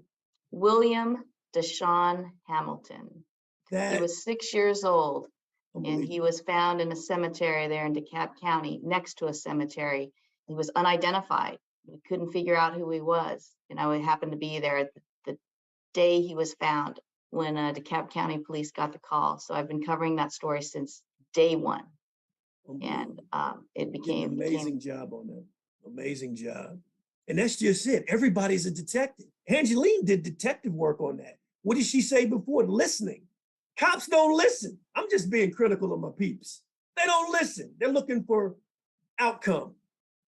You got to let the process unfold and use those ears, like my girl Angeline said. Thank you again for joining us for the Fulton Films Red Carpet Film and TV series, A Hybrid Experience. Our conversation delved into the crime series fascination and film facts. We'll have more details about our guests in the notes. Please remember to subscribe to our YouTube channel.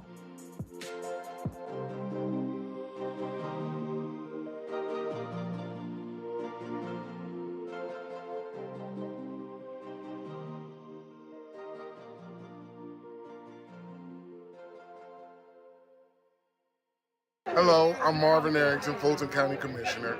We're here at the Martha's Vineyard African American Film Festival. We're recruiting filmmakers to come to Fulton. We want people to come live, work, play, and stay in Fulton County. It's such a pleasure because today I'm with Maynard Jackson III. We know him as Buzzy, my childhood friend, a filmmaker. And so it's just great to have the opportunity to be here and network, and the drummer. Yeah, the drummer. Watch out for that. So, and we're also here with Brian Marable, who lives in New York and wants to come to Atlanta and Fulton County to film the rest of his films. So we're so excited to be networking with filmmakers from around the country and inviting them to come film in Fulton. I had a film here called The Invitation. It talks about the two women in 1946 that created a club, a social club, where they wanted to do good. We were talking about being in World War II. So they came together, these two women, created an organization which is now called Links Incorporated, which now has over 17,000 members. And we're on just about every continent, including your Vice President of the United States, Kamala Harris, is also a member of this organization. So it's great to be here in Martha's Vineyard. It's always great to be on the island. And I just appreciate everybody coming out to see the film.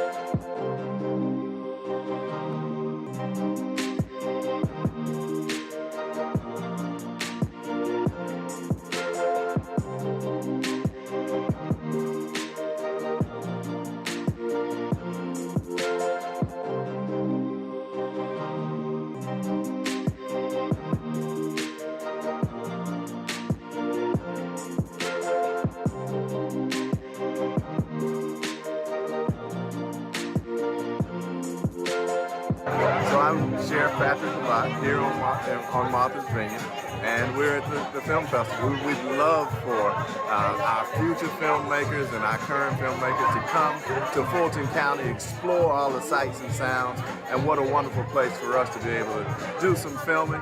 And we can do this right here in Fulton County. We can have our own film festival and really begin to continue to move forward and move the industry forward. So come join us in Fulton County.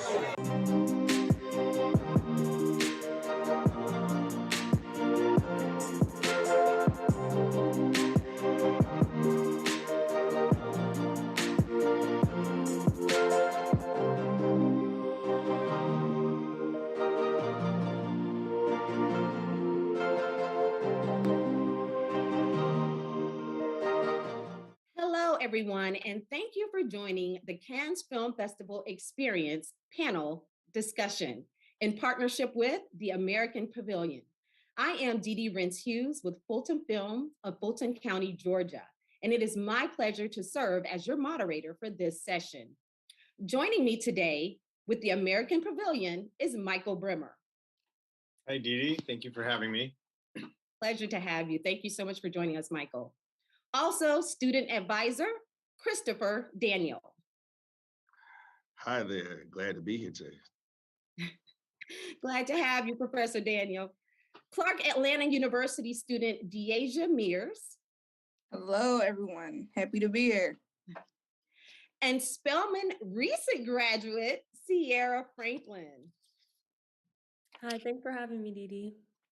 Thank you all so very much for joining us today and taking time out of your busy schedules. We're going to hop right into this discussion. So explain to us, what is the American Pavilion and how is it connected with the Cannes Film Festival? Sure. The American Pavilion is a hospitality and communications hub for Americans doing business at Cannes. And in 1989, when we first started, it was more of a business center. Back then, there was no, digital technology and pocket computers called phones. So there were literally mailboxes where Roger Ebert and other critics could leave notes for each other. We had some fax machines and some Xerox machines. The British saw what we did, and they opened up a venue down the beach from us that was more just about drinking beer at the end of the day. So we took a page from that playbook, and the following year we opened up a cafe and a bar at our space. And then the French got smart, and they realized what a magnet the American Pavilion and the British Pavilion were. So they started leasing out chunks of the beach all along the bay there to all these other countries that wanted in. And this whole international village kind of grew up around us. So think of it like a shopping mall, and the American Pavilion is the anchor store. It's the biggest pavilion. It has evolved to become probably the go-to place for programming that you wouldn't find anywhere else in Cannes, panels and roundtables and parties and events like that. We differ from the other pavilions in the International Village in that all the others that have populated the space are basically state-sponsored. So they're outposts for the governments of those countries to try to recruit more production business to those shores. And we don't have that political agenda here because the United States already produces cinema as one of its largest exports.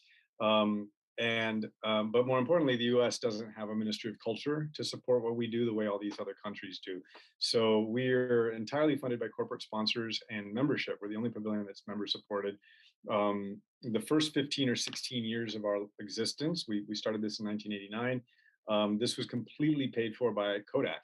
And then when Kodak went away, we had a couple of tough decisions to make because the student program kept growing in popularity, but it was very, very expensive to do this. Cannes, even under normal circumstances, is an expensive place to do business. But during the festival, the hotels and the restaurants, everybody kind of triples their prices. So at that point was when we kind of split up the costs associated with mounting this event, such that corporate sponsors would pay for the Wi-Fi and the hot and cold running water that we plumb out to the beach, the building of the space itself. What you see over my shoulder is actually the terrace behind our pavilion. Imagine a 4,000 square foot tent built on the beach with different sections inside. But the week before Cannes and the week after Cannes, it's just sand. There's nothing here. And then the student program ended up funding itself through program fees that the students pay to cover their housing, their ground transportation, a few other things. So that's how the American Pavilion kind of got started and evolved to where we are now. We're less about business services now and more about hospitality and communications.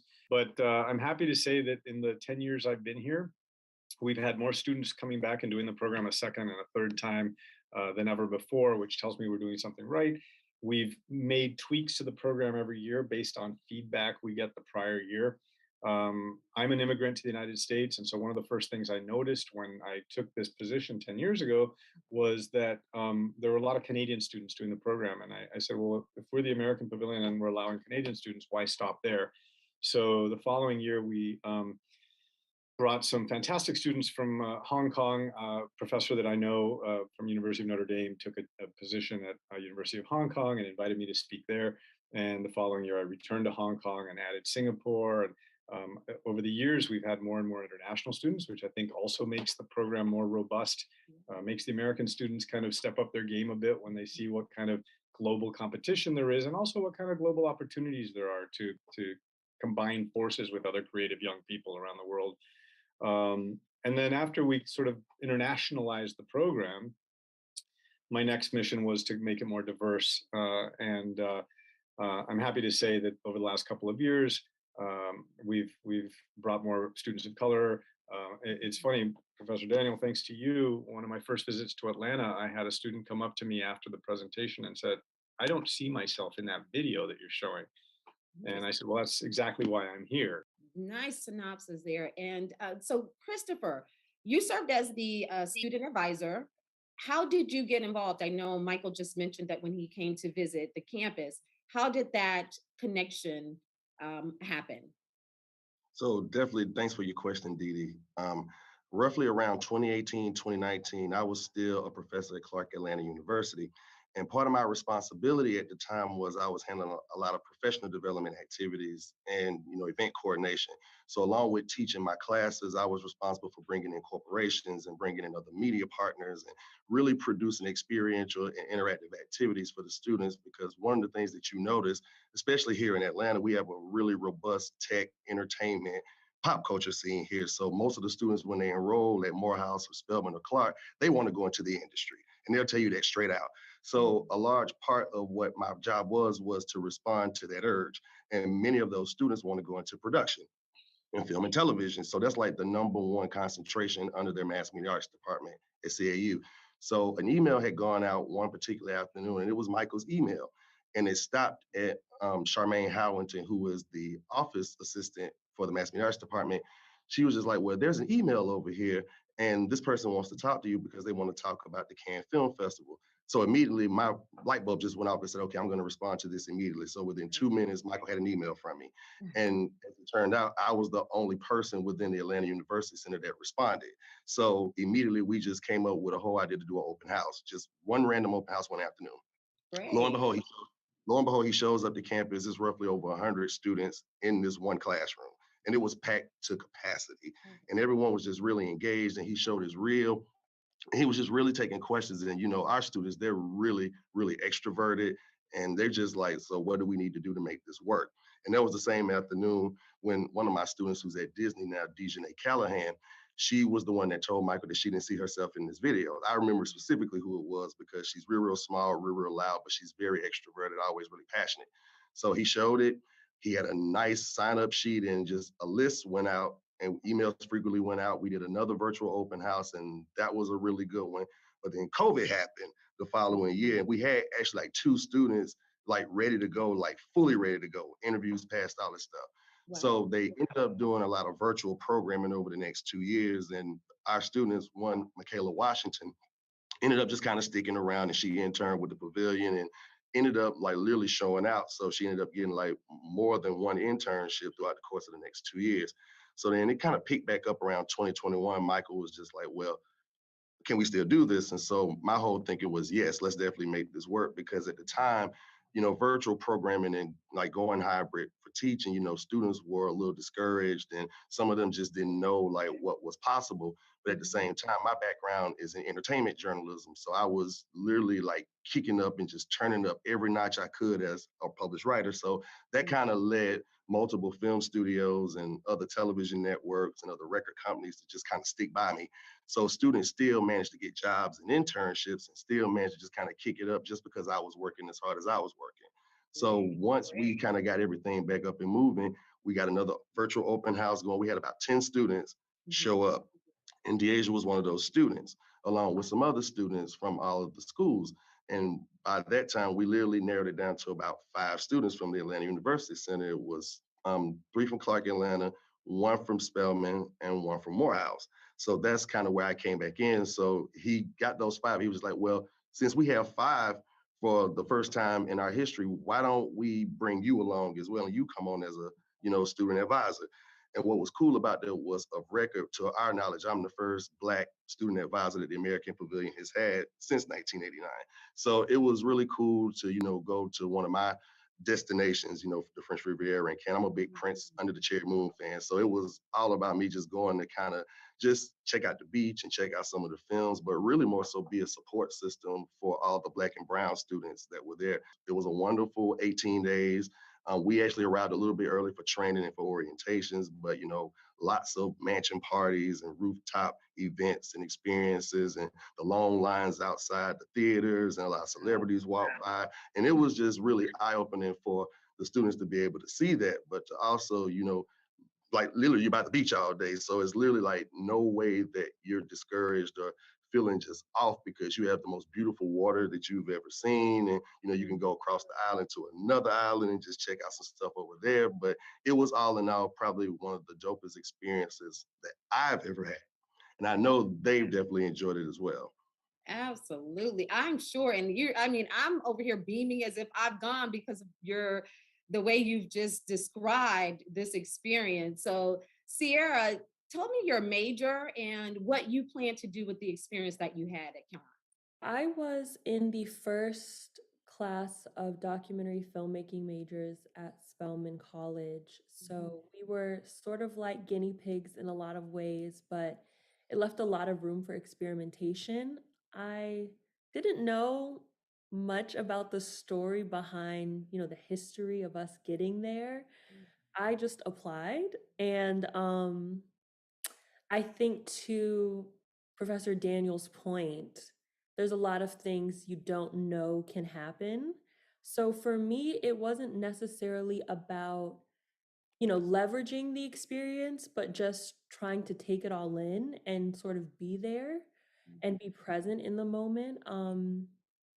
I will say what I did end up taking and learning was that the industry is so expansive and there are so many opportunities. No matter where you see yourself now, you could go to this experience and leave realizing there's so many things that you can do and so many ways your skills and talents can be utilized.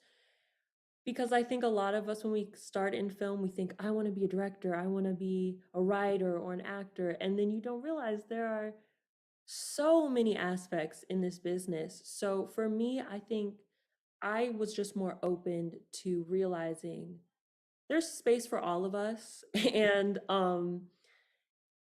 really that this industry is welcoming to all of us. There's space really for all of us to come in and do what we do now, just in film. And what is your career aspirations?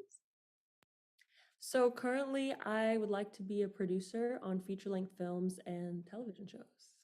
Oh, really nice. So that opportunity for you was just an open door, just a way for you to kickstart your career, basically. Yes, well, I think coming from the documentary film program, especially in Atlanta, a lot of my experience was independent. A lot of it was run and gun and really like get your work made. And even though I did work a lot on union sets here and so many opportunities are opening up, when I went there, I learned really why the film culture is the way it is, why people are so personable, why personal relationships are so important.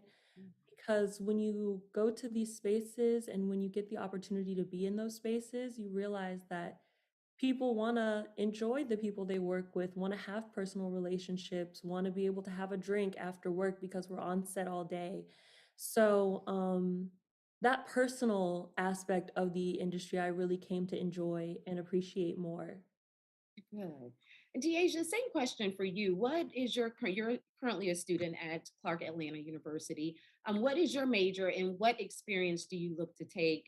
What nuggets are you looking to take from the experience that you had? So currently, I am a mass media arts major with a concentration in radio, TV, film. With the experience that I had at Con, for the most part, I'm very introverted, so that was very like a really eye-opening thing for me. Um, and I feel like I limited myself a lot when I was at school. I wasn't really trying to do much. So I think that opportunity pushed me to want to do more and like really network myself and really put myself out there and just like not feel like I'm not enough because like everybody started somewhere and networking gets you anywhere. And with that, I also realized what I wanted to do as a career. I don't want to limit myself. So I do want to do multiple things, but I do want to be a director of photography. So I think that really, really opened my eyes to a lot of opportunities out there. Both Deasia and Sarah, I think, had a double challenge this year. It was a complicated year at Cannes. Without getting into a lot of details, there was a little bit of a COVID outbreak, and there's a trickle effect with that where your roommates are affected, the other students assigned to the internship that you're assigned to are affected, and there's contact tracing, and there's isolation, and there's trying to pull resources from among our student advisor group to be able to just run up meals to the students that are isolating. So I got to just give you guys props for rolling with it all because it was a complicated year. In 2021, nobody got sick, and in 2022, the French lifted a lot of their COVID protocols. There was no more mask mandate on the buses, which I thought was a mistake.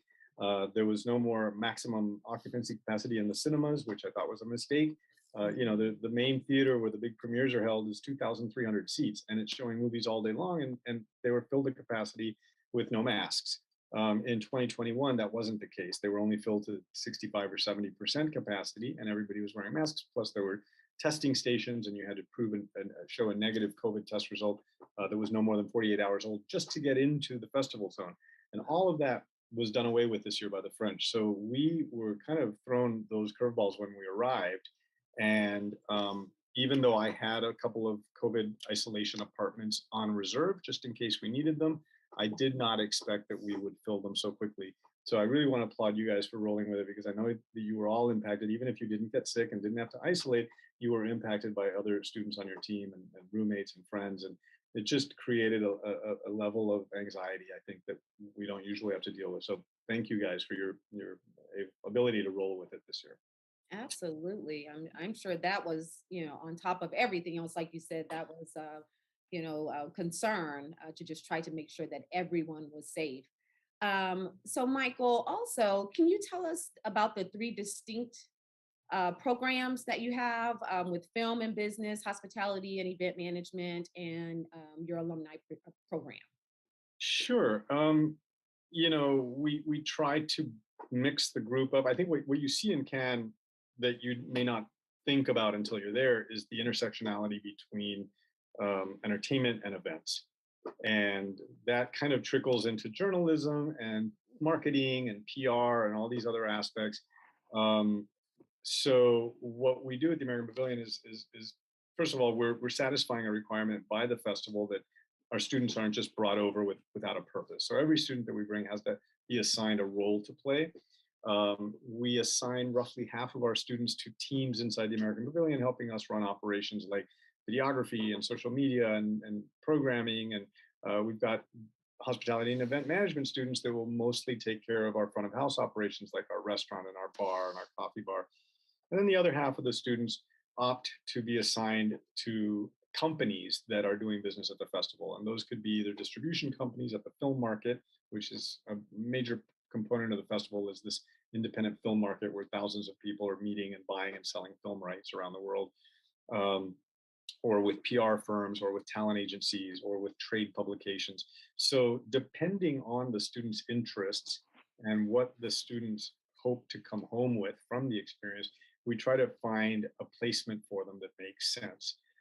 What I love about that is that, the first day I meet them all for the first time at orientation, they're all kind of jet lagged and bright eyed and not knowing really the tsunami that's about to hit them. But then 2 weeks later, they're all going home with 200 completely unique stories based on where they were placed and the people that they worked with. And I think that that's one of the real values of this program, is that you really do take home real world experience that you wouldn't get that quickly anywhere else. And I've heard it time and time again from students. I'm sure Deja and Ciara within a few years will say, I went in for this interview, or I went in for this meeting, and they went halfway down my resume and they saw Cannes Film Festival and they asked, what's this all about? And the students that have told me this in the past say, that changes the power dynamic during the meeting, where suddenly the student gets to sit up and talk about something that they did that most people haven't done. I don't know if I mentioned this up front, but the Cannes Film Festival is different from the Toronto Film Festival or Sundance or other festivals you may have heard of, in that it's not open to the public. So the fact that we're able to get these accreditations for our students based on our long history and our special relationship with the festival is huge, because it means that the students are, first of all, taken more seriously when they're there and they meet new people, because the new people know that it's not open to the public. They were invited to come to the festival. And secondly, that the people that they're meeting are more accessible and more approachable. At Sundance, you could be standing in line for a movie, and first of all, you can't tell who anybody is because everybody's all bundled up in their winter gear. Cannes is a lot more, it's easier to identify people and talk to them. But secondly, the person in line in front of you and the person in line behind you could have nothing to do with the entertainment industry. So,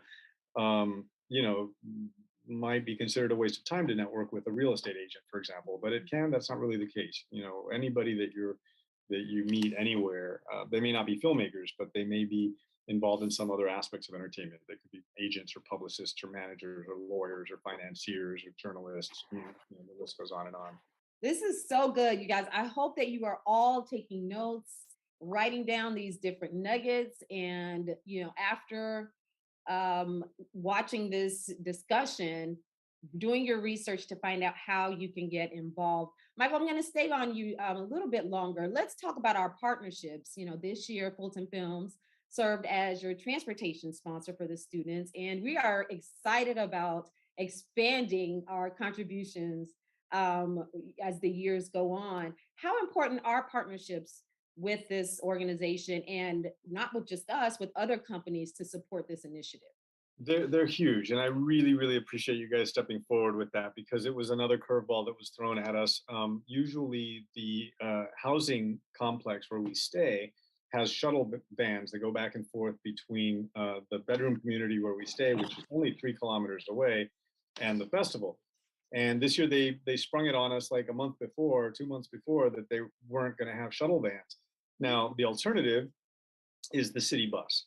And the city bus is easy to navigate. It's not, it's a euro 50 for each ride, or I think 13 or 14 euros for a week unlimited pass. But, we've got to train the students where to top off their card at the Tabac, which is like the newsstands. And I don't even know how it all came about, but when I found out there were no shuttles, I think I met you around that time, and I said, help, could you sponsor the bus passes? And we had never done that before, and it was great. It was a lifesaver, because the students had one less thing to worry about. When they arrive, we give them their student handbook and a backpack, and guess what? There's a bus pass in it there, courtesy of Fulton Films. So thank you for that. These little partnerships may not seem like, they're earth, what's the word I'm looking for? Life-changing, but they add up, and they make all these little bumps in the road a little bit smoother. Another example is within the tent on the beach that you see behind me, we used to always dedicate a section for a student lounge.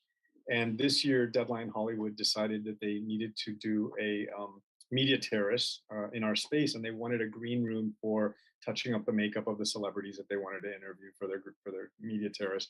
And so they basically took over what was our student lounge. And I'm saying to our management, the students need a place to chill between screenings and between their shifts.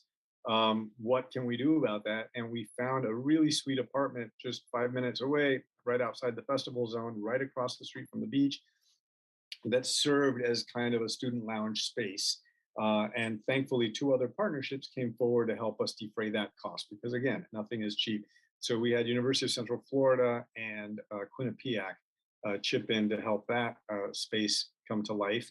It was the first time we'd done that too. So there was, again, a learning curve with how to manage when it's open and when it's closed, and who unlocks the door, and how do we keep strangers from coming in and off the street, because it wasn't within the festival zone. We had this other security consideration. So each year there's a lot of these little curveballs that we have to figure out how to roll with.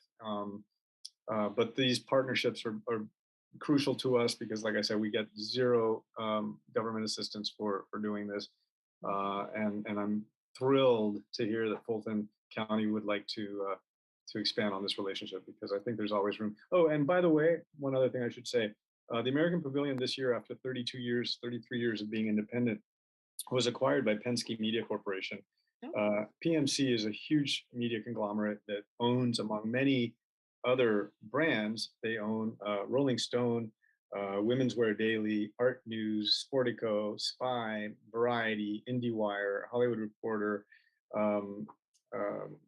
Rob Report, a bunch of publications.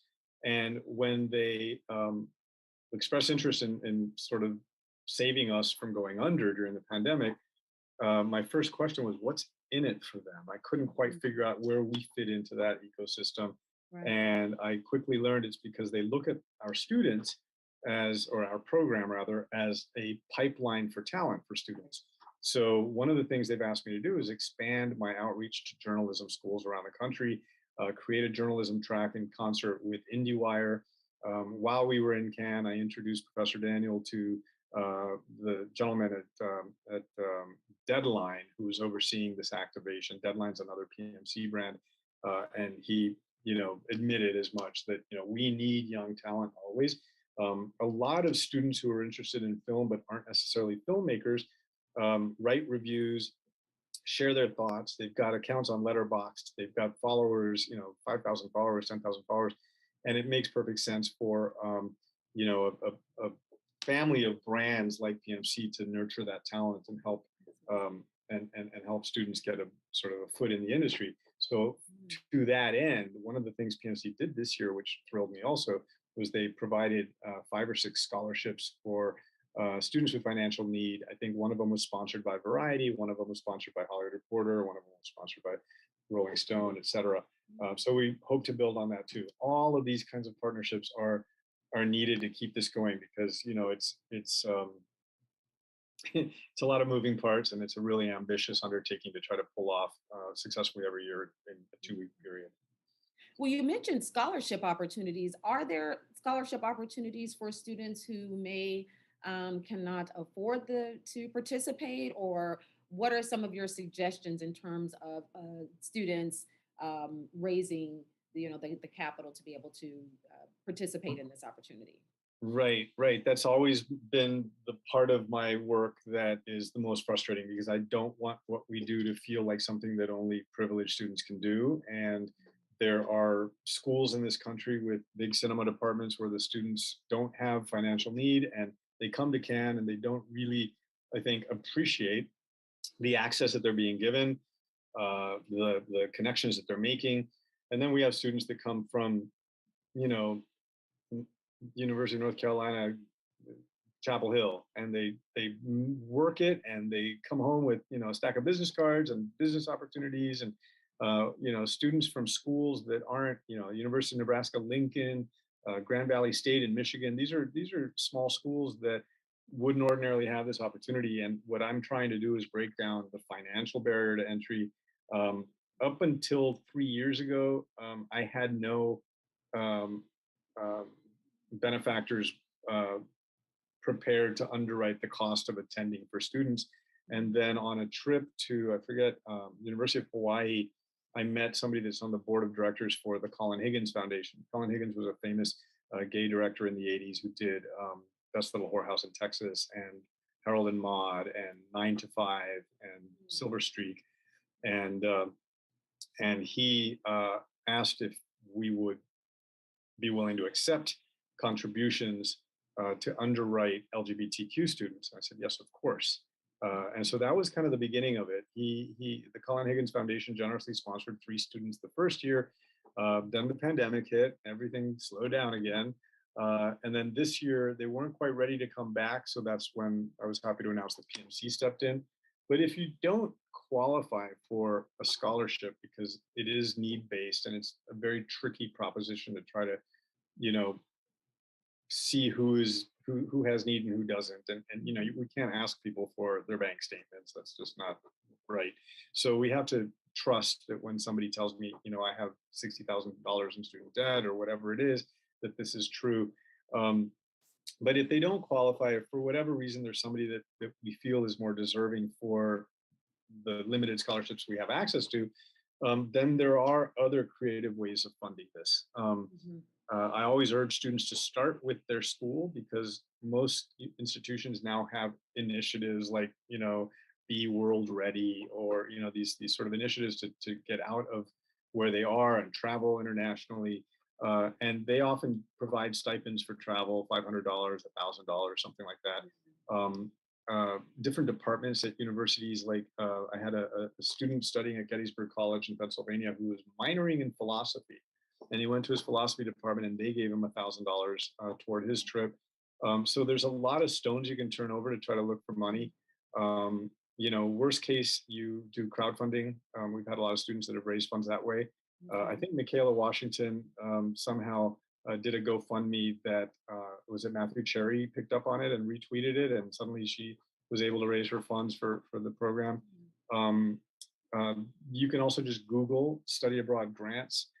There are organizations, international organizations, that will help subsidize student international experiences if you apply directly through them. I know in one particular German company, 2 of our students told me they had to write an essay and submit a budget that included not just the program fee for coming to Cannes, but also spending money and meals and airfare and other expenses. And in both cases, this German company paid 40% of that entire budget. So there's a lot of creative ways to fund this, but I always say start with your school, because you never know. And also some schools offer school credit, academic credit, for doing this program. So that's another way to kind of justify the expense, if you're able to show that you're actually getting 3 credits toward your major or whatever by doing these internships. Professor Daniel, can you weigh in a little bit on this? Are you familiar with any opportunities or endowments that the students at the AUC can possibly get involved in? Or is there something that's being worked on currently? Yes. So another one of my responsibilities was dealing with, professional development. So I was always in talks with career services at Clark, and that was actually the very first meeting that I took when I took the job originally 5 years ago. And one of the things that I discovered over the last year was there are relocation fees and stipend money available for people who are with internships in other parts of the country or in other parts of the world.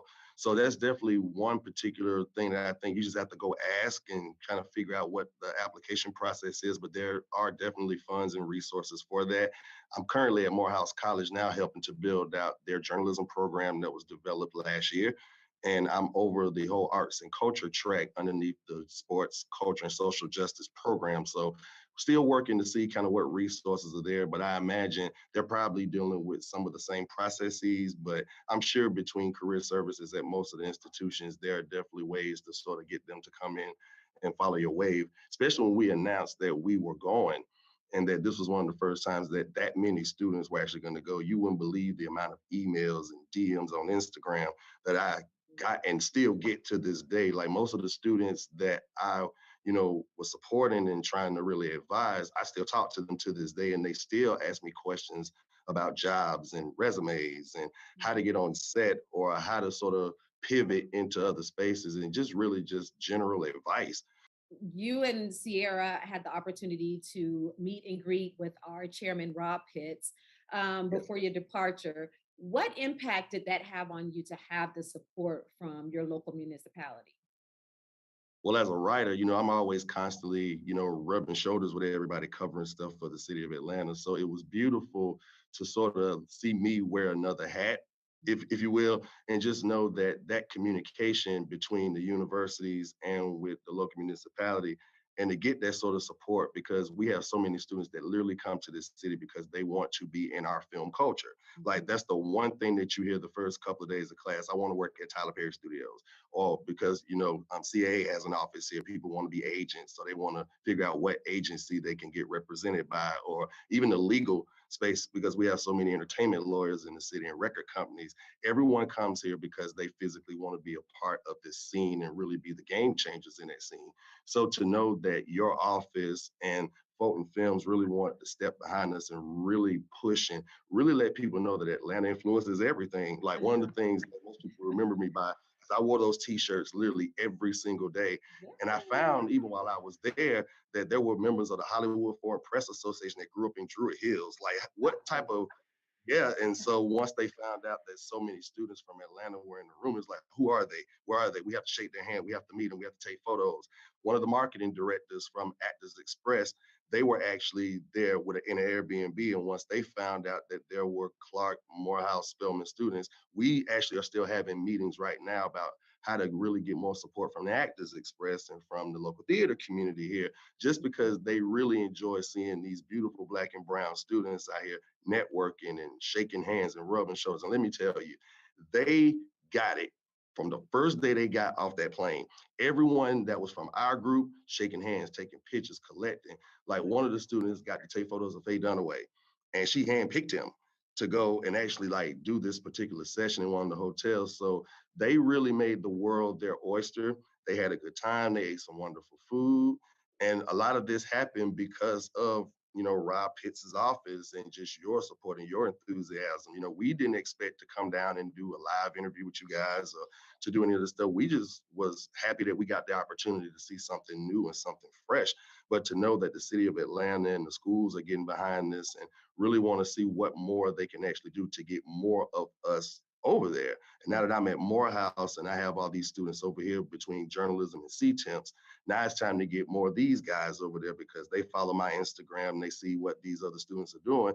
And it's just like, so what else can we do to be a part of what you have going on? But it's beautiful to know that the city and your office is behind us. I'm hoping we can definitely build and do more with you guys because the talent is there, the drive is there, the ambition is there. We just have to just get behind and just show them that we care.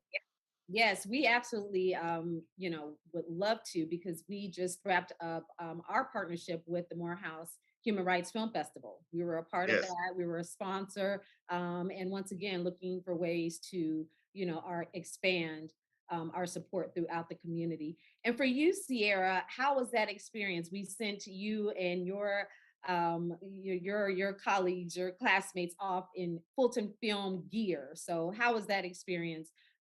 Meeting and greeting our chairman. It was lovely meeting Director Pitts. I was one of those students who definitely was scrounging my coins before leaving. Like I remember I was gifted the full cost of the tuition and the badge as a graduation gift, and had my flight there actually covered by the VA after my tuition was finished. But I still didn't know how I was getting back home. So I was like 5-6 days away from leaving, and I was like, well, I guess I'm a resident in Cannes now because I don't know how I'm getting back. And that sort of faith work that happens and just having the support of the city behind you means so much. It bolsters you all the way through. I remember even going to Professor Daniel and being like, I lost my phone. I'm having a rough week. And just knowing like people are at home supporting you, people are at home wanting you to do well and wanting you to enjoy yourself and succeed is so important because a lot of us are in this filmic journey, pursuing our own passions by ourselves. So just having the city of Atlanta behind us, having the AUC behind us, and knowing the whole team at the American Pavilion was there wanting us to succeed meant the world, really. Deasia, what are your takeaways from this experience, and what is your advice for students who may be interested in taking part? So my takeaway is really just to not limit yourself. That's one of my big things. Cause growing up, so I'm not from Atlanta. I'm actually from Philadelphia, and growing up in Philly, it's not a lot of like known media outlets, or it's not a lot of people. Which is why I actually came to Atlanta, as Professor Daniels always say, Atlanta influenced everything. So with this, it really pushed me, gave me that motivation that I really needed, and also to have the support from like not even my city but other cities. It really like gave me that push I needed, because sometimes I always feel like I'm not doing enough, or I could do more, or people like don't take me serious. But now, like with this opportunity, it really opened my eyes to a lot of new possibilities. After this program, I actually got a lot. I, I'm in a lot of things right now. Networking wise, everything was great. So for future students, I would just really recommend them to, open your mindset, broaden your horizon. Don't set yourself on one thing, because there's a lot of things out there that you can do, and believe in yourself. That's the key, because it's a lot of people believing in you. If you don't believe in yourself, then what are you there for? What was your area of focus during the festival? Who are you asking? Deasia. Oh, sorry. I was on the videography team. Okay. And what about you, Sierra? So I was assigned to SAG Indie, which is a magazine, a journalistic publication, really about how to produce your work without a huge company behind you. I was interviewed by the founder of the pavilion, and she kind of fell in love with my writing, and she said she was really impressed because she was scouring it for errors and she couldn't find one, which made me feel really good. I was like, oh my god, I'm a good writer. Whoa. But yeah, it was really writing heavy, and it was a blessing because I went into the festival every day around 10, got to go there and put on very inspiring and educational panels with some of the industry's leading filmmakers doing everything from producing their own works to representing talent. And it was a blessing, really, because I was there on the beach in that background that Michael has right there every morning. And then after a couple of hours, or after 2 panels and just absorbing as much information as possible, I got to go on and they let me loose, and I got to see as many films as I wanted, went to panels, went to discussions, went to the beach, went to that gorgeous student lounge. Thank you so much for that. Like, that was my home base right there. But I think you have a lot of freedom no matter what you're given, no matter where you're assigned, because there's plenty of activities for the students.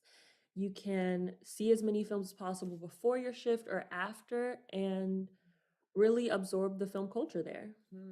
What an experience. So, Michael, for students who are interested in participating, what are the next steps? How do they start to prepare now, and how do they stay informed and connected? Now I will put a link to our new application portal for students that want to get involved. Our website's a little wonky because it's got information in it that also is aimed towards sponsors and members. But this link I put is the student program page, and that's where you will see information about our CAN program, film and business, hospitality and events, and culinary, as well as the emerging filmmaker showcase that we put on every year. And then a new program, it's actually not a new program. We have a program called LA Intensive that we ran for about 17 years, and we discontinued it about 4 years ago, but we're bringing it back next year. And it's a great, 8-day program for seniors and recent grads who are contemplating moving to LA and getting involved in the industry out here. So that's going to be on that page. But anyway, all of the pages on all of the sections on our student programs on that page have a button that says apply here or apply now. And Okay. that will take you to the portal. There's a $55 application fee. You enter your information, your school, your major. Um, Once you select which program you're interested in, that will steer you toward a set of essay questions for that program. The essays aren't complicated. Just write a paragraph for each question. And then the next step is you upload a copy of your resume, a copy of your transcripts. Once you hit submit, we review all that, and then we select the students for a phone interview. And that's really where it comes together. And we spend a good amount of time with each student going through what the various options are. Deasia, I know I did your interview, but Ciara's was done by Julie, and Julie tends to, I don't know, she falls in love with the student right away and then wants them to come, and I do too. But I'm also a little bit more challenging in that I want to make sure that the students are ready for this, because sometimes can be a little overwhelming. It can be a little intimidating. And if there's a student that I feel might be triggered by large crowds or might have issues, I will check with their references, whether it's a professor or a job supervisor, and I'll call them and say, how does this student hold up in these kind of situations? Because it can be a little bit of a pressure cooker. It's 2 intense weeks. A lot of students don't get a full night's sleep every night. And that impacts you. You think that you're indestructible and you can go on 4 hours sleep every night, but it catches up to you. So you have to really kind of pace yourself, because it's a bit of a marathon. Qui s'appelle Ryan Coogler. My first time coming to this festival was 2009, almost 10 years ago, and I had a film in a short film corner in an American Pavilion, and it was my first time ever outside of the United States, and I really fell in love with the place. I would look out at the water, walk around and see everybody working on their films, dressed up in their tuxedos, but I actually spent a lot of time out here on the beach, watching the films that would play for free. I would watch them over there, I would watch them over here, so it really is, coming full circle for me. To be back in front of you guys with this film that means so much.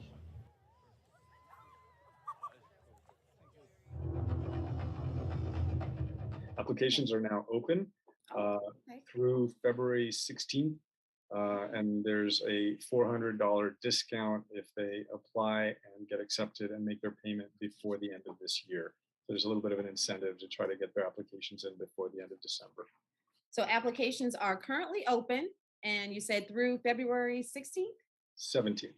17th. Okay, through February 17th. So definitely take a look at that to find out all the information and get started. Professor Daniel, for opportunities like this, as I inquired earlier again, for students, because there's students who are watching all across the country watching this, where would they start? How do they start on your campus? Where would they go in terms of how it's worked at the AUC?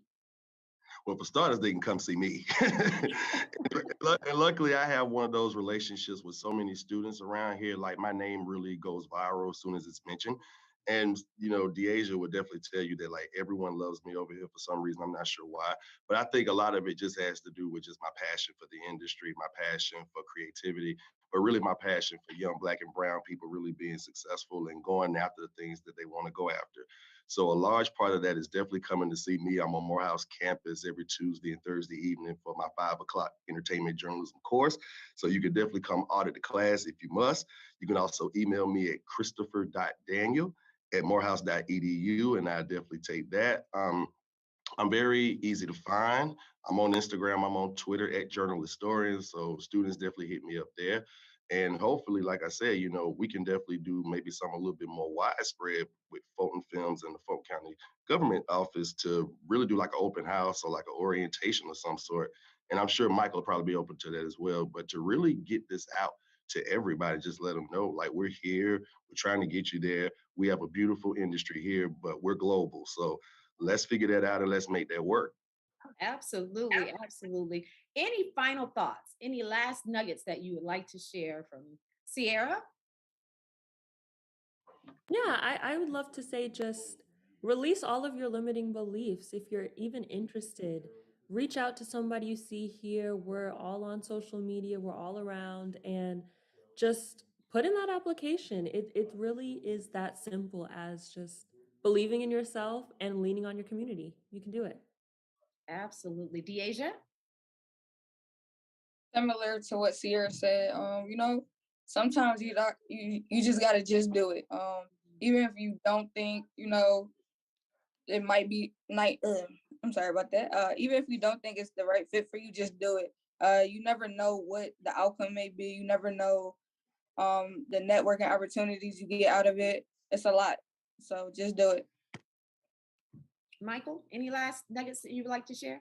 Deasia on the videography team helped our videographer Ben Bloom create a really nice little sizzle reel, and that's the third link there. I hope it's accessible, but it's fun because it shows the students, and there's a few of them that say some really, really nice things about what a hustle it is and how exhausting it is, but how one of a kind it is. Like I said earlier, it's not for everyone, but for the right student, it can really open a lot of doors.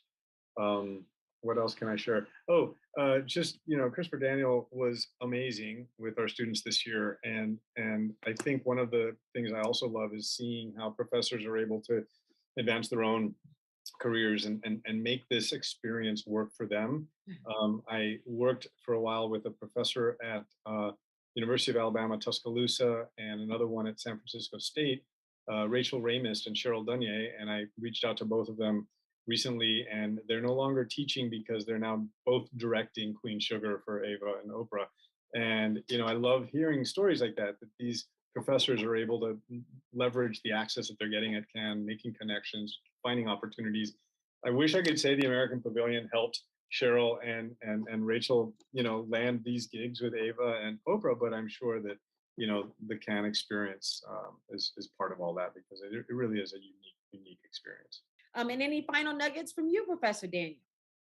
Yes, so because of Cannes and just the opportunity to go, I was recently named an Alex Trebek Fellow through the Television Academy Foundation. So there's going to be a media educators conference the last week of October. So I'll be in Los Angeles for 4 days, going back and forth with the Television Academy personnel and, interacting with a lot of showrunners and executive producers, studio heads, executives, et cetera, to really figure out better bridges between the university systems and with the major studios in the television industry.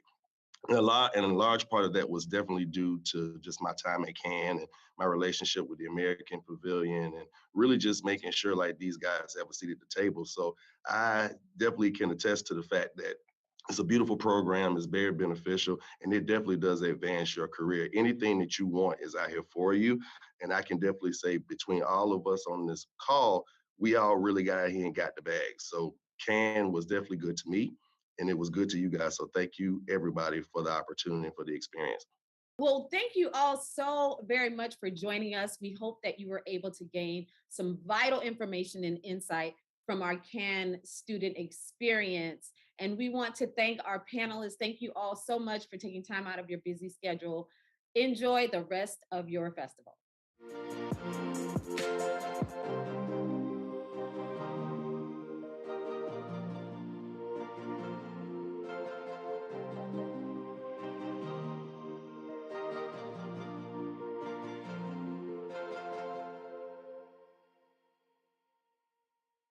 This is Chris Spencer, and I'm here to support my people doing their thing with Fulton Films. We need you to shoot in Fulton County, okay? I know you come to Georgia and you do a lot of things. You enjoy Magic City, you enjoy the Waffle House, but if you are trying to be a filmmaker and you want a tax credit of like 30%, Fulton County is where you need to be.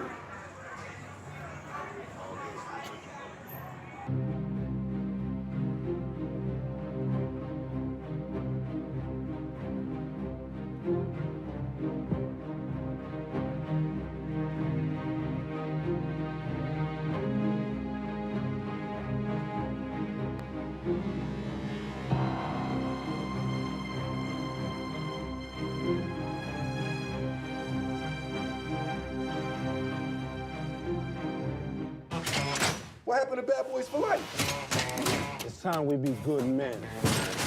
It's Bad Boys for Life. You're a national hero now. Thank you, sir. But I was just doing my job. They came for everybody. Oh, please. Obviously. Whatever it takes.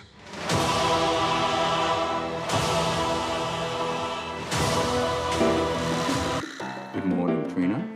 Good morning, Captain Whitaker. Here's a manifest with 102 souls on board. Let's get them tucked in. Niagara Falls detectives are investigating a brutal attack on a local woman and her 12-year-old daughter. Tragedy, the way I see it.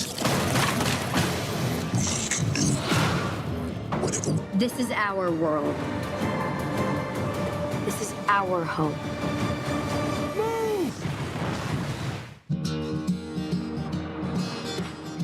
Ripper, let's go. I love you, Chris. Arrest and sympathy marches. I'm very aware of that, Mr. Hoover. What I do know is he's nonviolent.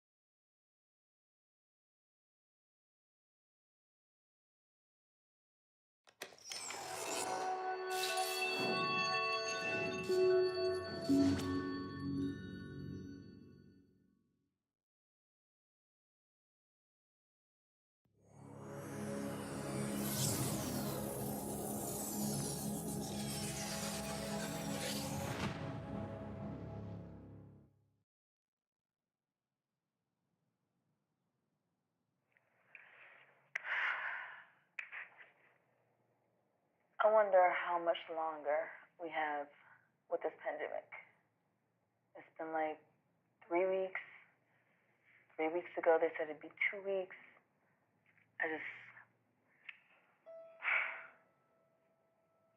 I hope we're almost done.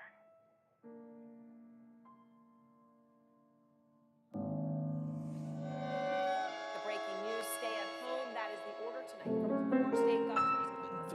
More than 15 cases overnight. I feel like I have cabin fever. Like, I feel like I'm losing my mind. Like, I don't know what's going on. This is crazy.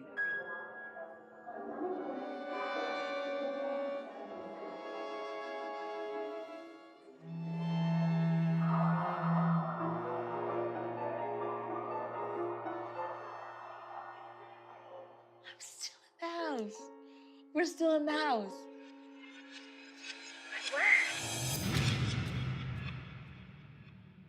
COVID-19 coping hotline. Your well-being is our priority. No, that's completely fine. It's natural to feel overwhelmed, sad, anxious, and afraid. No, absolutely. We are here to listen to you, okay? Okay, so be safe, be blessed, be encouraged. All right. Okay, take care.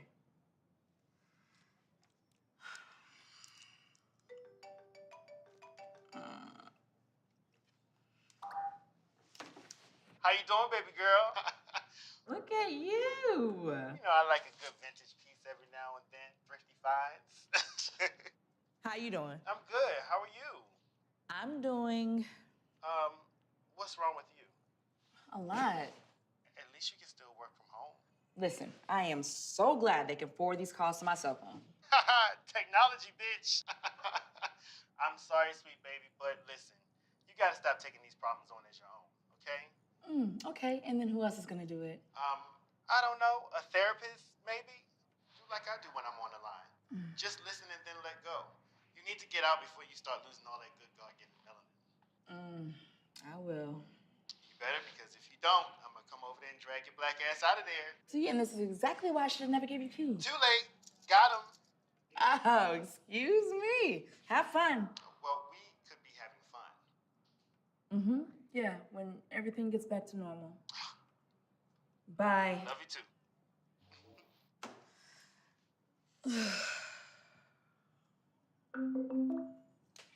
COVID-19 coping hotline. Your well-being is our priority. How can I help you today? 1722 Proverbs. I'm sorry? I couldn't understand you. 1722 Proverbs. Look, if you want to play around, go do it somewhere else.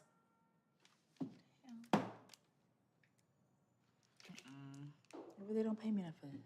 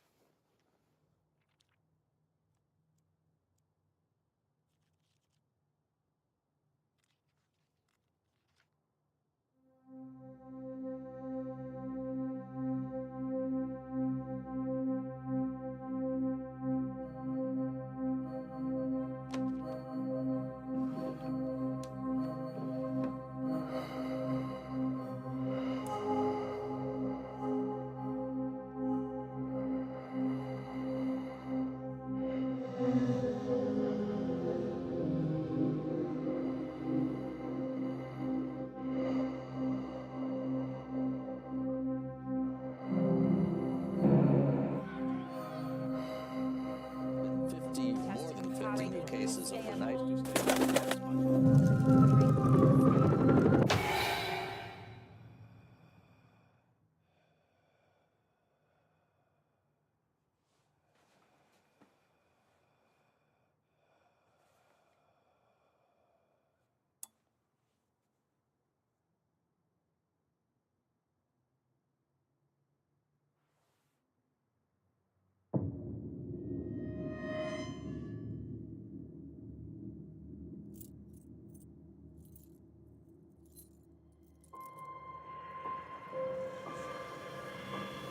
Too late. Got him.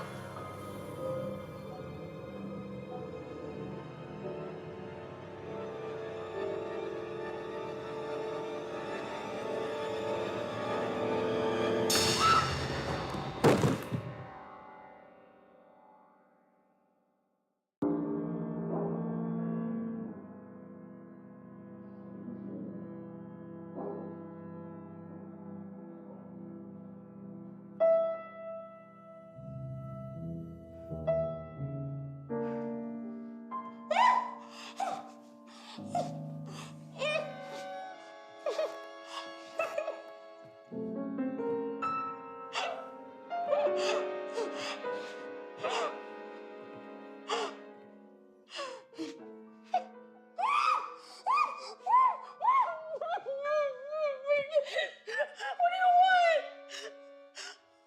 17, 9, Jeremiah.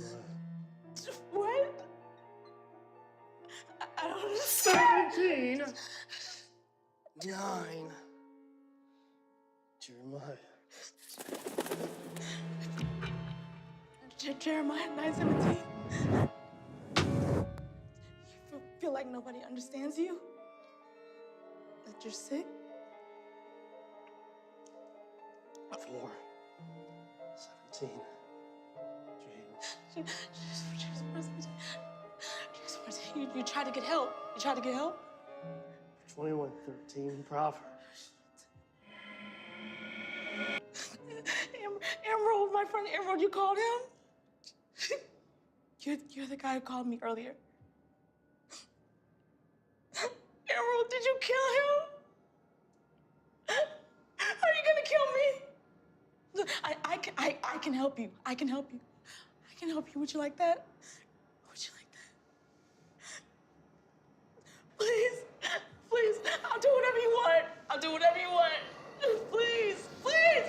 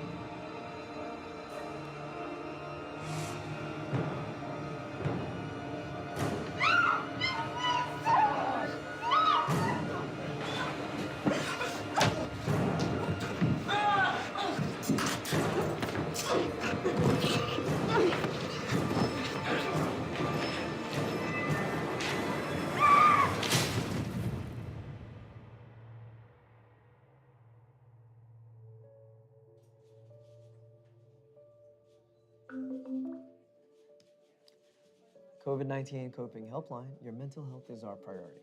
How can I help you today?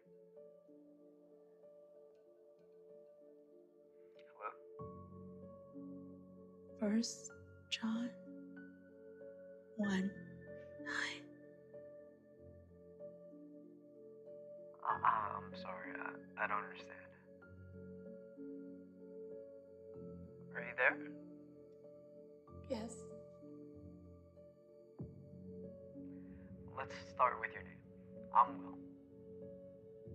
Ayana. Nice to meet you, Ayana.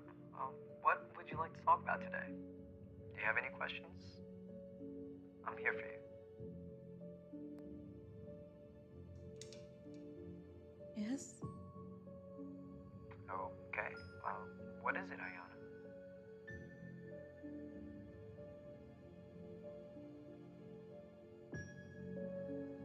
Will things ever be the same?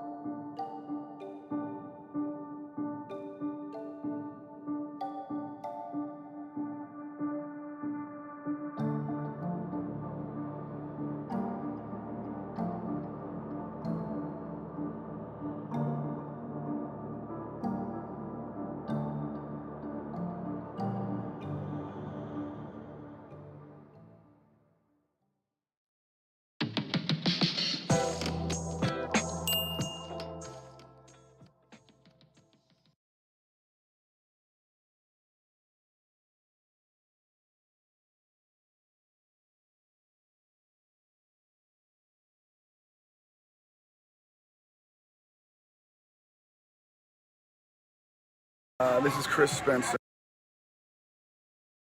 Ever hear the one about the